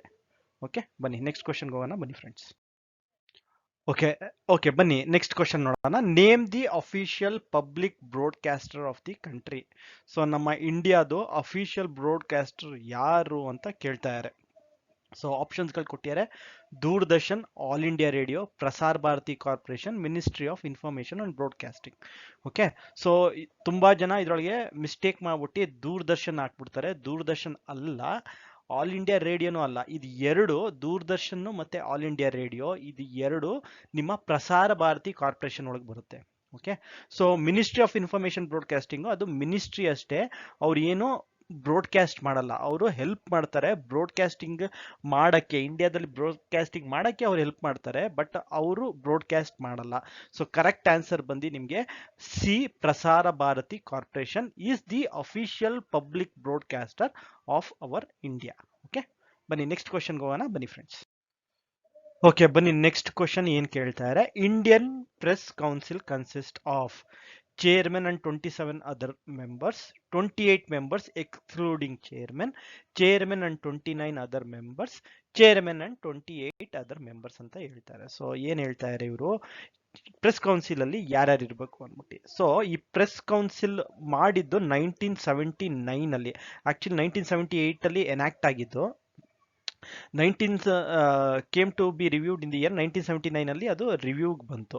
ಸೊ ಅದ್ರೊಳಗೆ ಏನು, ಅದು ಏನ್ ಕನ್ಸಿಸ್ಟ್ ಆಗುತ್ತೆ, ಅದು it consist of a chairman and 28 other members ಅಂತ ಹೇಳ್ತಾರೆ. So it consist of chairman and 28 other members. ಈ 28 ಮೆಂಬರ್ ಅಲ್ಲಿ, ಈ 28 ಮೆಂಬರ್ಸ್ ಅಲ್ಲಿ 13 represent working journalist. Okay, so 13 ಜನ ವರ್ಕಿಂಗ್ ಜರ್ನಲಿಸ್ಟ್ ಆಗಿರ್ತಾರೆ. ಆ 13 ಜನದಲ್ಲಿ 6 ಜನ editor of a news paper ಇರ್ತಾರೆ. ಆ 13 ಜನದಲ್ಲಿ 6 ಜನ ನಿಮ್ಗೆ ಒಂದು editor of the news paper ಇರ್ತಾರೆ. ಅಂಡ್ ಮಿಕ್ಕಿದ್ದು 7 ಜನ, 7 members are the working journalist of other than editors. Okay, so working journalist ಆಗಿರ್ತಾರೆ, ಬಟ್ ಅವರು ಎಡಿಟರ್ಗಳು ಆಗಿರಲ್ಲ. ಆಮೇಲೆ ಈ 6 ಜನ ಎಡಿಟರ್ ಇರ್ತಾರೆ. 6 are to be among person who carry on the business of management of newspaper. Okay, so management of newspaper ಅಲ್ಲಿ ಇರಬೇಕು. 1 is to be from among the person who manages a news agency. 3 are to be person having special knowledge or practical experience in respect of education and science. Okay, law and literature and culture. So education, science, law, literature irಬೇಕು. In the remaining 5 members are member of parliament, 3 from Lok Sabha and 2 from ರಾಜ್ಯ ಸಭಾ. So ಇಷ್ಟು ನಿಮ್ದು Indian press council ಅಲ್ಲಿ ಇರ್ತಾರೆ. Different gamete ಅಲ್ಲಿ ಬಂದು ಅವರು different gamete ಮತ್ತೆ ಡಿಫ್ರೆಂಟ್ ಎಕ್ಸ್ಪೀರಿಯನ್ಸ್ ಇರೋನೆಲ್ಲ ತಂದು ಅವರು ಈ ಪ್ರೆಸ್ ಕೌನ್ಸಿಲ್ ಅಲ್ಲಿ ಇಟ್ಟಿರ್ತಾರೆ. ಸೊ ಕರೆಕ್ಟ್ ಆನ್ಸರ್ ಬಂದು ನಿಮಗೆ ಚೇರ್ಮನ್ ಅಂಡ್ 28 ಅದರ್ ಮೆಂಬರ್ಸ್. ಆ 28 ಅದರ್ ಮೆಂಬರ್ಸ್ ಇನ್ನು ಕ್ಲಾಸಿಫಿಕೇಶನ್ ಆಗುತ್ತೆ. 13 ವರ್ಕಿಂಗ್ ಜರ್ನಲಿಸ್ಟ್ ಆಗ್ತಾರೆ, 6 ಜನ ನ್ಯೂಸ್ ಪೇಪರ್ ಎಡಿಟರ್ ಆಗ್ತಾರೆ, ಆಮೇಲೆ 3 ವ್ಯಕ್ತಿಗಳು ಸ್ಪೆಷಲ್ ನಾಲೆಜ್ ಇರೋರು, ಪ್ರಾಕ್ಟಿಕಲ್ ಎಕ್ಸ್ಪೀರಿಯನ್ಸ್ ಇರೋರು, ಯಾವ್ದಾದ್ರಲ್ಲಿ education, science, law, literature and cultural ಇರುತ್ತೆ. ಆಮೇಲೆ 5 ಜನ ಮೆಂಬರ್ ಆಫ್ ಪಾರ್ಲಿಮೆಂಟ್ ಇರ್ತಾರೆ. ಅದರಲ್ಲಿ 3 ಲೋಕಸಭೆ ಇಡ್ತಾರೆ, 2 ರಾಜ್ಯಸಭೆಯವರು ಇಡ್ತಾರೆ. Okay, correct answer D, chairman and 28 other members. Okay, ಬನ್ನಿ ನೆಕ್ಸ್ಟ್ ಕ್ವಶನ್ಗೆ ಹೋಗೋಣ ಬನ್ನಿ ಫ್ರೆಂಡ್ಸ್. ಓಕೆ, ಬನ್ನಿ ನೆಕ್ಸ್ಟ್ ಕ್ವಶನ್ ಏನ್ ಕೇಳ್ತಾರೆ ನೋಡೋಣ. Under IPC 124A, whoever by word either spoken or written brings hatred towards a government establishment by law in India is an offender under, ಏನು ಏನ್ ಅಫೆಂಡರ್ ಅಂತ ಕೇಳ್ತಾರೆ. ಸೊ ಯಾರು ಐದರ್ ವರ್ಡ್ ಅಲ್ಲಿ ಸ್ಪೋಕನ್ನು, ರಿಟನ್ನು, ಸೈನು, ಇಲ್ಲಾಂದ್ರೆ visible representation, otherwise brings an attempt to bring into hatred or contemptment or attempt to disaffection towards the government established by law in India, ಅವ್ರಿಗೆ punishment ಕೊಡುತ್ತಾರೆ. ಅವ್ರಿಗೆ ಏನ್ punishment? Imprisonment for life, to which ಅದಕ್ಕೆ ಏನು fine add ಮಾಡ್ಬೋದು, or with imprisonment may be extended to 3 years, to which fine may be added or with fine. So ಈ ರೀತಿ ಲಾ under IPC 124A ಇದೆ, ಅದನ್ನ ನಾವು ಸೆಡೇಷನ್ ಅಂತ ಕರಿತೀವಿ. ಸೊ ಅದು ಫ್ರೀಡಮ್ ಆಫ್ ಸ್ಪೀಚ್ ಎಕ್ಸ್ಪ್ರೆಷನ್ ಅಲ್ಲ, ಕಂಟೆಂಪ್ಟ್ ಆಫ್ ಲೆಜಿಸ್ಲೇಚರ್ ಅಲ್ಲ, ಡಿಫಮೇಷನ್ ಅಲ್ಲ, ಸೆಡಿಟೇಷನ್ ಅಂತ ಕರಿತೀವಿ. ಸೊ ಕರೆಕ್ಟ್ ಆನ್ಸರ್ ಬಂದು ನಿಮಗೆ ನಿಮ್ಮ ಸಿ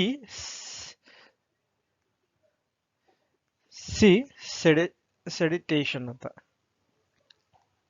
ಓಕೆ, ಬನ್ನಿ ನೆಕ್ಸ್ಟ್ ಕ್ವಶನ್ ಹೋಗೋಣ. ಬನ್ನಿ ಫ್ರೆಂಡ್ಸ್.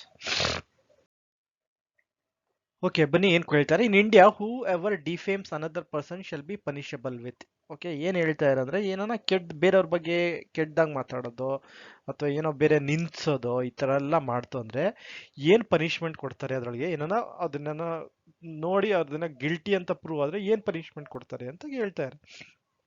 ಸೊ ಆಪ್ಷನ್ಗಳು ನೋಡೋಣ. A simple imprisonment for 4 years ಅಂತಾರೆ. B a fine imposed by the court with no imprisonment ಅಂತಾರೆ. A simple imprisonment for 3 years ಅಂತಾರೆ. ಆಮೇಲೆ D a simple imprisonment for 2 years or with fine or with both. ಸೊ ಏನು ಶಿಕ್ಷೆ ಕೊಡ್ಬೋದು ಇಂಥ ವ್ಯಕ್ತಿಗೆ, ಬೇರೆಯವ್ರ ಬಗ್ಗೆ ಕೆಟ್ಟದಾಗ ಮಾತಾಡೋದು ಅಥವಾ ಬೇರೆಯವ್ರ ಬಗ್ಗೆ ಹೀಯಾಳ್ಸ್ಕೊಂಡು ಮಾತಾಡೋರು ಏನ್ ಶಿಕ್ಷೆ ಕೊಡ್ತಾರೆ ಅಂದ್ರೆ ಅದು ಬಂದ್ಬಿಟ್ಟು a simple imprisonment for 2 years or with fine or with both. Okay, ಬನ್ನಿ ನೆಕ್ಸ್ಟ್ ಕ್ವಶನ್ ಹೋಗೋಣ. ಬನ್ನಿ ಫ್ರೆಂಡ್ಸ್. ಓಕೆ, ಬನ್ನಿ ಫ್ರೆಂಡ್ಸ್ ನೋಡೋಣ ಏನ್ ಕೇಳ್ತಾರೆ. Next question, two statement A and B given below are followed by two conclusion 1 and 2. You have to consider the statements are true. Which of the given conclusion logically follows from the given statement?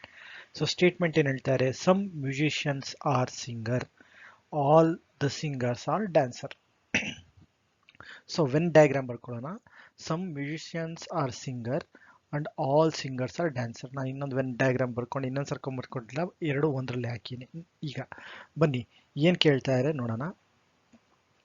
ಏನ್ ಹೇಳ್ತಾರೆ, some musician are dancer. So some musician are dancer ಅಂತ ಹೇಳ್ತಾರೆ. ಹೌದು, correct, ಇದು correct. Okay, no singer is a musician. Singer ಇಲ್ಲಿದೆ, singer, musician ಇಲ್ಲಿದೆ. So singer musician overlap ಆಗ್ತೈತೆ. ಸೊ ಅವ್ರೇನು ಹೇಳ್ತಾರೆ, ಯಾವ ಸಿಂಗರು ಮ್ಯೂಸಿಷಿಯನ್ ಅಲ್ಲ ಅಂದ್ಬಿಟ್ಟು ಇದು ತಪ್ಪು. ಸೊ ಬಂದ್ಬಿಟ್ಟು ಕರೆಕ್ಟ್ ಆನ್ಸರ್ ಬಂದು ಓನ್ಲಿ ಕನ್ಕ್ಲೂಷನ್ 1 ಫಾಲೋಸ್. ಯಾಕೆಂದ್ರೆ ಅದು ಮಾತ್ರ ಫಾಲೋ ಆಗ್ತೈತೆ, ಇನ್ಯಾವುದು ಫಾಲೋ ಆಗ್ತಾ ಇಲ್ಲ. ಕರೆಕ್ಟ್ ಆನ್ಸರ್ ಬಂದು A, only conclusion 1 follows. Okay, ಬನ್ನಿ ನೆಕ್ಸ್ಟ್ ಕ್ವಶನ್ ಹೋಗೋಣ. ಬನ್ನಿ ಫ್ರೆಂಡ್ಸ್. ಓಕೆ, ಬನ್ನಿ ನೆಕ್ಸ್ಟ್ ಕ್ವಶನ್ ಏನು ಕೇಳ್ತಾರೆ ನೋಡೋಣ. In the following question A statement is followed by two conclusion number 1 and 2. You have to assume everything in the statement to be true, then consider the two conclusions and decide which of them logically follows beyond a reasonable doubt. Okay, statement in it, the government of India has decided to allocate rupees 1000 crores each year for 5 years for developing smart city project. So ಏನು ಹೇಳ್ತಾರೆ, government of India 100 crore every year ಮಾಡ್ತಾರೆ 5 ವರ್ಷಕ್ಕೆ developing smart cities project in India ಅಂತ ಹೇಳ್ತಾರೆ. So conclusion ಹೇಳ್ತಾರೆ, 500 crores is not sufficient for developing smart city project in India. 500 crores is adequate for developing smart city project in India. Okay, ಇಲ್ಲಿ statement ಅಲ್ಲಿ ಏನು ಹೇಳ್ತಾರೆ, 100 ಕೋಟಿ ಕೊಡ್ತಾ ಇದ್ದಾರೆ 5 ವರ್ಷಕ್ಕೆ ಅಂತ ಇದ್ರೆ ಅಂದ್ರೆ 500 ಕೋಟಿ ಆಗುತ್ತೆ. ಸೊ 500 ಕೋಟಿ ಅವರು ಏನೋ 500 ಕೋಟಿ ಇನ್ವೆಸ್ಟ್ ಮಾಡ್ತಾರೆ 5 ವರ್ಷದಲ್ಲಿ, ಅದನ್ನ ಡೆವಲಪ್ ಮಾಡೋಕ್ಕೆ ಸ್ಮಾರ್ಟ್ ಸಿಟಿ. ಇದರಿಂದ ನಮ್ಮ ಕನ್ಕ್ಲೂಷನ್ ಏನು ಬರುತ್ತೆ? ಓಕೆ, ನಮ್ಗೆ ಗೊತ್ತಿಲ್ಲ ಗೌರ್ಮೆಂಟ್ ಅವ್ರು ಯಾವ ರೀತಿಯಾಗಿ ಇದನ್ನ ಇನ್ವೆಸ್ಟ್ ಮಾಡ್ತಾ ಇದ್ದಾರೆ ಅಂತ. ಸೊ ಅವ್ರು ಏನೇನೆಲ್ಲ ಯಾರ್ಡ್ ಸ್ಟಿಕ್ನ ತೊಗೊಂಡು ಈ 100 crores ಪರ್ ಇಯರ್ ಅಂತ ಹಾಕೊಂಡು 5 yearಗೆ 500 crore ಅಂತ ಹೇಳ್ತಾರೆ ಅಂತ ನಮ್ಗೆ ಗೊತ್ತಾಗಲ್ಲ. ಯಾಕಂದರೆ ಏನು ಕೊಟ್ಟಿಲ್ಲ, ಇಲ್ಲಿ ಜಸ್ಟ್ ಕೊಟ್ಟಿರೋದು 100 crores ಫಾರ್ 5 years. ಸೊ ಇದರಿಂದ ನಮಗೆ ತಿಳಿಯೋದು ಏನು ಅಂದರೆ, 500 crores is not sufficient also and 500 crores is adequate for developing also. ಎರಡು ಈ ಅರ್ಥನ ಕೊಡುತ್ತೆ ಆ ಸ್ಟೇಟ್ಮೆಂಟ್. ಸೊ ಕರೆಕ್ಟ್ ಆನ್ಸರ್ ಬಂದು ನಿಮಗೆ if either conclusion 1 or 2 follows. Okay, ಅಲ್ಲೇನು ನಮಗೇನು ಗೊತ್ತಿಲ್ಲ ಏನು ಮಾಡ್ತಾ ಇದ್ದಾರೆ ಅಂದ್ಬಿಟ್ಟು, ಬಟ್ ಯಾವ ರೀತಿ ಅವರು 500 100 ಕ್ರೋರ್ 100 ಕ್ರೋರ್ಸು ಒಂದೊಂದು ವರ್ಷಕ್ಕೆ ಅಂದ್ಬಿಟ್ಟು 5 ವರ್ಷಕ್ಕೆ 500 ಕ್ರೋರ್ ಅಂತ ಹೇಳ್ತಾರೆ, ನಮ್ಗೆ ಗೊತ್ತಿಲ್ಲ. ಬಟ್ ಅದರಿಂದ ಏನು ಅರ್ಥ ಮಾಡ್ಕೋಬೋದು ಸ್ಟೇಟ್ಮೆಂಟಿಂದ ಅಂದರೆ 500 ಕ್ರೋರ್ ಸಫಿಷಿಯೆಂಟ್ ಆಗದೇ ಇರ್ಬೋದು, ಅವ್ರ 500 ಕ್ರೋರ್ ತುಂಬ ಜಾಸ್ತಿನೇ ಆಗೋಯ್ತು ಈ ಸ್ಮಾರ್ಟ್ ಸಿಟಿ ಪ್ರಾಜೆಕ್ಟ್ನ ಕೈ ಎತ್ಕೊಳ್ಳೋಕ್ಕೆ ಅಂತ. ಓಕೆ, ಬನ್ನಿ ನೆಕ್ಸ್ಟ್ ಕ್ವಶನ್ಗೆ ಹೋಗೋಣ. ಬನ್ನಿ ಫ್ರೆಂಡ್ಸ್. ಓಕೆ, ಬನ್ನಿ ಫ್ರೆಂಡ್ಸ್, ಏನು ಕೇಳ್ತಾರೆ, the question below is followed by 2 argument 1 and 2. Decide which of the argument is strong and which is weak. ನಾವು ಡಿಸೈಡ್ ಮಾಡಬೇಕು ಯಾವುದು ಸ್ಟ್ರಾಂಗ್ ಇದೆ ಯಾವುದು ವೀಕ್ ಇದೆ. Choose the correct answer from the given below. Statement ಹೇಳ್ತಾರೆ, should all infrastructure development project in India be given to private sector. Argument, no, private sector unit are not equipped with necessary asset to execute such project. Yes, in developing countries such project could be executed by private sector. Statement ನೋಡಿ strong ಆಗಿದೆಯಾ weak ಆಗಿದೆಯಾ ಅಂತ ನಾವು ಕಂಡುಹಿಡಿಬೇಕು. ಈ ಎರಡು argument ನಾನು ನೋಡ್ತು ಅಂದರೆ ಸ್ಟ್ರಾಂಗ ವೀಕ್ ಎರಡು ಇದೆ ಅಂತ ನನಗೆ ಗೊತ್ತಾಗ್ತಾ ಇಲ್ಲ. ಏನಕ್ಕೆ ಅಂದರೆ ಒಂದು ಕ್ವಶನ್ ಕೇಳ್ತಾ should all the infrastructure development project in India be given to private sector ಅಂತ ಒಂದು ಕ್ವಶನ್ನ ಕೇಳ್ತಾರೆ. ಶುಡ್ ಅಂತ, should all the infrastructure project ಅಂತ. ಬಟ್ ಆರ್ಗ್ಯುಮೆಂಟಲ್ಲಿ ಹೇಳ್ತಾರೆ no, it should not, no private sector unit are not equipped with necessary asset to execute such project. ಎಲ್ಲೂ ಆ ಸ್ಟೇಟ್ಮೆಂಟಲ್ಲಿ ಎಲ್ಲೂ ಹೇಳ್ತಾ ಇಲ್ಲ ಪ್ರೈವೇಟ್ ಸೆಕ್ಟರು ನಾಟ್ ಎಕ್ವಿಪ್ಡ್ ಅಂತ. ಬಟ್ ನೆಕ್ಸ್ಟ್ ಏನು, ಇನ್ನು ಡೆವಲಪಿಂಗ್ ಕಂಟ್ರೀಸ್, ಎಲ್ಲೂ ಸ್ಟೇಟ್ಮೆಂಟಲ್ಲಿ ಡೆವಲಪಿಂಗ್ ಕಂಟ್ರೀಸಲ್ಲಿ ಯೂಸ್ ಮಾಡ್ತಾರೆ, ನಾವು ಇಲ್ಲೂ ಯೂಸ್ ಮಾಡ್ಕೋಬೋದು ಇನ್ ಇಂಡಿಯಾ ಅಂತ ಎಲ್ಲೂ ಹೇಳ್ತಾ ಇಲ್ಲ. ಸೊ ಕರೆಕ್ಟ್ ಆನ್ಸರ್ ಬಂದು neither argument 1 nor argument 2 is strong. ಯಾಕೆ ಅಂದರೆ ಎರಡು ಸ್ಟ್ರಾಂಗ್ ಆಗಿಲ್ಲ ಇದರಲ್ಲಿ. ಯಾಕೆ ಅಂದರೆ ಹೇಳ್ತಾ ಇರೋ ಸ್ಟೇಟ್ಮೆಂಟು ಕೊಡ್ತಾ ಇರೋ ಆರ್ಗ್ಯುಮೆಂಟು ಎರಡು ಬೇರೆ ಬೇರೆ ಡಿಫ್ರೆಂಟ್ ರೀತಿಯಲ್ಲಿ ಹೋಗ್ತಾ ಇದೆ. ಅದಕ್ಕೆ neither argument 1 nor argument 2 is strong. Okay, ಬನ್ನಿ ನೆಕ್ಸ್ಟ್ ಕ್ವಶನ್ ಹೋಗೋಣ. ಬನ್ನಿ ಫ್ರೆಂಡ್ಸ್. ಓಕೆ, ಬನ್ನಿ ಫ್ರೆಂಡ್ಸ್, ನೆಕ್ಸ್ಟ್ ಕ್ವಶನ್ ನೋಡೋಣ. ಏನು ಹೇಳ್ತಾರೆ, if the statement all student are intelligent is true, which of the following statement is false ಅಂತ ಕೇಳ್ತಾರೆ. ಸೊ ಏನು ಹೇಳ್ತಾರೆ, ಆಲ್ ಸ್ಟೂಡೆಂಟ್ಸ್ ಆರ್ ಇಂಟೆಲಿಜೆಂಟ್ ಅಂತ ಇದ್ದಾರೆ. ಎರಡು ಒಂದೇ ಸರ್ಕಲಲ್ಲಿ ಬರ್ಕೊಂಡಿದ್ದೀನಿ. ಸೊ ಫಸ್ಟ್ ಸ್ಟೇಟ್ಮೆಂಟ್ಗೆ ಹೋಗೋಣ, ಏನು ಹೇಳ್ತಾರೆ ಅಂದ್ಬಿಟ್ಟು. ಸೊ ಫಸ್ಟ್ ಏನು ಹೇಳ್ತಾರೆ, no students are intelligent. Okay, so no student are intelligent, ಇದು ಕರೆಕ್ಟು, ಇದು ಫಾಲ್ಸು, ಇದು ಟ್ರೂ ಅಲ್ಲ. ಓಕೆ, ಸೊ ಒನ್ ಆಪ್ಷನ್ ಇರಬೇಕು. ಸೊ ಇದು ಸಿ ಬರಲ್ಲ, ಸಿ ಬಿಟ್ಟು ಇನ್ನು ಎ ಬಿ ಸಿ ಅಲ್ಲಿ ಬರುತ್ತೆ. ಈಗ next, some students are intelligent. Okay, ಹೌದು, ಇದರೊಳಗೆ ಇಂಟೆಲಿಜೆಂಟ್ ಎಲ್ಲರೂ ಇಂಟೆಲಿಜೆಂಟ್ ಇದ್ರೆ ಅದ್ರೊಳಗೆ ಸಮ್ಮು ಇಂಟೆಲಿಜೆಂಟ್ ಇರ್ತಾರೆ, ಅದಕ್ಕೆ ಇದು ಟ್ರೂ. ಸೊ 2 ಇರಲ್ಲ, 2 ಎಲ್ಲೆಲ್ಲಿಲ್ಲ ಅದನ್ನು ತೆಗೆದಾಕ್ಬಿಡಿ. ಓಕೆ, ಸೊ ಎ ಅಲ್ಲಿ ಹೋಯ್ತು. ಈಗ next, some students are not intelligent. Okay, some student are not intelligent are not intelligent ಅಂತ ಇದ್ದಾರೆ. ಇಲ್ಲ, ಎಲ್ಲ ಸ್ಟೂಡೆಂಟು ಇಂಟೆಲಿಜೆಂಟ್ ಇದ್ದಾರೆ. Okay, so some student are intelligent ತಗೋಬಹುದು, ಯಾಕಂದ್ರೆ ಇದರೊಳಗೆ ಸಮ್ ಇಂಟೆಲಿಜೆಂಟ್, ಎಲ್ಲ student intelligent, some student are intelligent ಅಂತಾನು ನಾವು ತಗೊಂಡ್ ಬರ್ಬೋದು. ಅದನ್ನ ನೋಡಿ ಈ ತರ ಇಟ್ಕೋಬಹುದು, ಈ ತರ ಮಾಡ್ಕೊಂಡು ಸಮ್ ಸ್ಟೂಡೆಂಟ್ ಆರ್ ಇಂಟೆಲಿಜೆಂಟ್ ಅಂತ ತಗೊಂಡ್ಬರ್ಬೋದು. ಓಕೆ, ಅದೇ ಈ ತರ ಇದನ್ನೆಲ್ಲ ಆಚೆ ತಂದು ನೋ ಸ್ಟೂಡೆಂಟ್ ಆರ್ ಇಂಟೆಲಿಜೆಂಟ್ ಅಂತ ಹಿಂಗೆ ಮಾಡೋಕ್ಕಾಗಲ್ಲ. ಓಕೆ, ಇದು ನಿಮಗೆ ಸಿಲಾಜಿಸಮ್ಸ್ ಅಲ್ಲಿ ಬರುತ್ತೆ. ನೀವು ಅದ್ರದ್ದು ಟಾಪಿಕ್ ಮಾಡಿ ನಾನು ಯಾವ ರೀತಿ ಮಾಡೋದು ಅಂದ್ಬಿಟ್ಟು ನೋಡಿ ನಿಮಗೆ ಗೊತ್ತಾಗುತ್ತೆ. ಸೊ ಕರೆಕ್ಟ್ ಆನ್ಸರ್ ಬಂದು ನಿಮಗೆ ಇದು ಫಾಲ್ಸ್ ಆಗುತ್ತೆ. ಸೊ ಕರೆಕ್ಟ್ ಆನ್ಸರ್ ಬಂದು B 1 and 3. So 1 and 3 statement or false. Okay, ಬನ್ನಿ ನೆಕ್ಸ್ಟ್ ಕ್ವಶನ್ಗೆ ಹೋಗೋಣ. ಬನ್ನಿ ಫ್ರೆಂಡ್ಸ್. ಓಕೆ, ಬನ್ನಿ ಫ್ರೆಂಡ್ಸ್, ನೋಡೋಣ ಏನು ಕೇಳ್ತಾರೆ. Choose the pair of word which shows the same relationship as given at the top. Okay, protagonist ಅಂತಾರೆ, ಕ್ಯಾರೆಕ್ಟರ್ ಅಂತಾರೆ. ಈ ಪ್ರೊಟಾಗನಿಸ್ಟ್ ಅಂದರೆ it's a main character in story, in making a key decision or experience, ಅದನ್ನು protagonistic ಅಂತ ಕರಿತೀವಿ. So ಯಾರು main character ಇರ್ತಾರೋ ಅವ್ರನ್ನ ಪ್ರೊಟಾಗನಿಸ್ಟ್ ಅಂತ ಹೇಳ್ತೀವಿ. ಸೊ protagonistic is nothing but a character which that person will be having ಅಂತ. ಓಕೆ, ಈಗ ಬನ್ನಿ, man immigration, man character immigration, ಮ್ಯಾನ್ದು ಕ್ಯಾರೆಕ್ಟರ್ ಇಮಿಗ್ರೇಷನ್ ಆಗುತ್ತಾ? ಮೇನ್ ಇದು ಇಮಿಗ್ರೇಷನ್ ಮೇನ್ ಕ್ಯಾರೆಕ್ಟರ್ ಇಮಿಗ್ರೇಷನ್ ಆಗುತ್ತಾ? ಇಲ್ಲ, ಮ್ಯಾನ್ದು ಕ್ಯಾರೆಕ್ಟರ್ ಬೇರೆ ಆಗುತ್ತೆ, ಇಮಿಗ್ರೇಷನ್ ಆಗಲ್ಲ. ಓಕೆ, ನೆಕ್ಸ್ಟ್ ಬಂದು bird migration. Bird main character migration ಇರುತ್ತಾ? ಮೋಸ್ಟ್ ಆಫ್ ದಿ ಬರ್ಡ್ಸ್ ಬಗ್ಗೆ ನಾನು ಮಾತಾಡ್ತಾ ಇರೋದು. ಮೋಸ್ಟ್ ಆಫ್ ದಿ ಬರ್ಡ್ಸ್ ನೀವು ತಗೊಂಡು, ಹೌದು, ಬರ್ಡ್ ಮೈಗ್ರೇಟ್ ಮಾಡುತ್ತೆ. ಮೇನ್ಲಿ ಒಂದು ಸೀಸನ್ ಇಂದ ಇನ್ನೊಂದು ಸೀಸನ್ಗೆ ಅದು ಹೋಗ್ತಾ ಇರುತ್ತೆ. ಕೆಲವು ಕಡೆ ವಿಂಟರ್ ಇರುತ್ತೆ, ಸಮ್ಮರ್ ಸೀಸನ್ಗೆ ಹೋಗ್ಬೇಕು, ಅದು ಸಮ್ಮರ್ ಸೀಸನ್ಗೆ ಬರ್ತಾ ಇರುತ್ತೆ. ಸೊ ಅದನ್ನ ಬರ್ಡ್ದು ಮೇನ್ ಕ್ಯಾರೆಕ್ಟರ್ ಇಮಿಗ್ರೇಷನ್. ಇದನ್ನ ಇಟ್ಕೊಂಡಿರೋಣ. ಇನ್ನು ಎಲ್ಲ ಆಪ್ಷನ್ಸ್ಗಳನ್ನ ನೋಡೋಣ, ಯಾವ ರೀತಿ ನಾವು ಇದನ್ನ ಮಾಡ್ಬೋದು ಅಂದ್ಬಿಟ್ಟು ಇದನ್ನ ಸೈಡ್ಗೆ ಎತ್ತಿಕೊಳ್ಳೋಣ. ಹೌದು, ಬರ್ಡ್ದು ಮೇನ್ ಕ್ಯಾರೆಕ್ಟರ್ ಮೈಗ್ರೇಷನ್ ಅಂತ. Next food adulteration. ಸೊ ಫುಡ್ನ ಹಾಳು ಮಾಡೋಕ್ಕೆ ಈ ಅಡಲ್ಟ್ರೇಷನ್ ಅಂತ ಹೇಳ್ತಾರೆ. ಸೊ ಇದು ಫುಡ್ ಹಾಳು ಮಾಡೋದನ್ನ ಅಡಲ್ಟ್ರೇಷನ್ ಅಂತ ಹೇಳ್ತಾರೆ. ನೆಕ್ಸ್ಟ್ ಫ್ರಾಗ್ ಎಸ್ಟವಿಲ್ ಅಂತ ಹೇಳ್ತಾರೆ. ಎಸ್ಟವಿಲ್ ಅಂದ್ರೆ ಏನಿಲ್ಲ, ಸಮ್ಮರ್ ಸೀಸನ್ ಅಂದ್ಬಿಟ್ಟು ಫ್ರಾಗು ಈ ಸಮ್ಮರ್ ಸೀಸನ್ ಅಲ್ಲಿ ತುಂಬಾ ಆಕ್ಟಿವ್ ಆಗಿರುತ್ತೆ. ಅದಕ್ಕೆ ಫ್ರಾಗು ಸಮ್ಮರ್ ಸೀಸನ್ ಅಲ್ಲಿ ಜಾಸ್ತಿ ಆಕ್ಟಿವ್ ಆಗಿರುತ್ತೆ. ಅದನ್ನ ಫ್ರಾಗ್ಗೆ ಸಮ್ಮರ್ ಸೀಸನ್ಗೆ ಹೋಲಿಸ್ತಾರೆ. ಸೊ ಈಗ ಮ್ಯಾನ್ ಇಮಿಗ್ರೇಷನ್ ಅಲ್ಲ, ಫುಡ್ ಅಡಲ್ಟ್ರೇಷನ್ ಅಲ್ಲ, ಫ್ರಾಗ್ ಎಸ್ಟವಿಲ್ಲಾನು ಅಲ್ಲ. ಕರೆಕ್ಟ್ ಆನ್ಸರ್ ಬಂದು ಬಿ, ಬರ್ಡ್ ಮೈಗ್ರೇಷನ್. ಸೊ ಈ ಬರ್ಡ್ದು ಮೇನ್ ಕ್ಯಾರೆಕ್ಟರಿಸ್ಟಿಕ್ ಇರೋದು ಮೈಗ್ರೇಷನ್ ಅಂತ ಹೇಳ್ಬೋದು. ಓಕೆ, ಬನ್ನಿ ನೆಕ್ಸ್ಟ್ ಕ್ವಶನ್ಗೆ ಹೋಗೋಣ. ಬನ್ನಿ ಫ್ರೆಂಡ್ಸ್. ಓಕೆ, ಬನ್ನಿ ಫ್ರೆಂಡ್ಸ್, ಏನ್ ಕ್ವಶನ್ ಕೇಳ್ತಾರೆ. There were 6 friends, A B C D E and F. So 6 ಜನ ಫ್ರೆಂಡ್ ಇದ್ದಾರೆ. Everyone is good in one of the following games: baseball, volleyball, carrom, hockey, T and polo. Each owns a different coloured car: yellow, green, black, white, blue and red. Okay, ಆಮೇಲೆ ಏನ್ ಕೊಟ್ಟಿಯಾರ ಅವರು? D plays polo and has yellow car. C does not play TT and hockey and owns neither blue nor yellow car. E has white car and plays baseball. B does not play TT. He has a red car. A plays carom and has a black car. Based on this information, answer the following questions.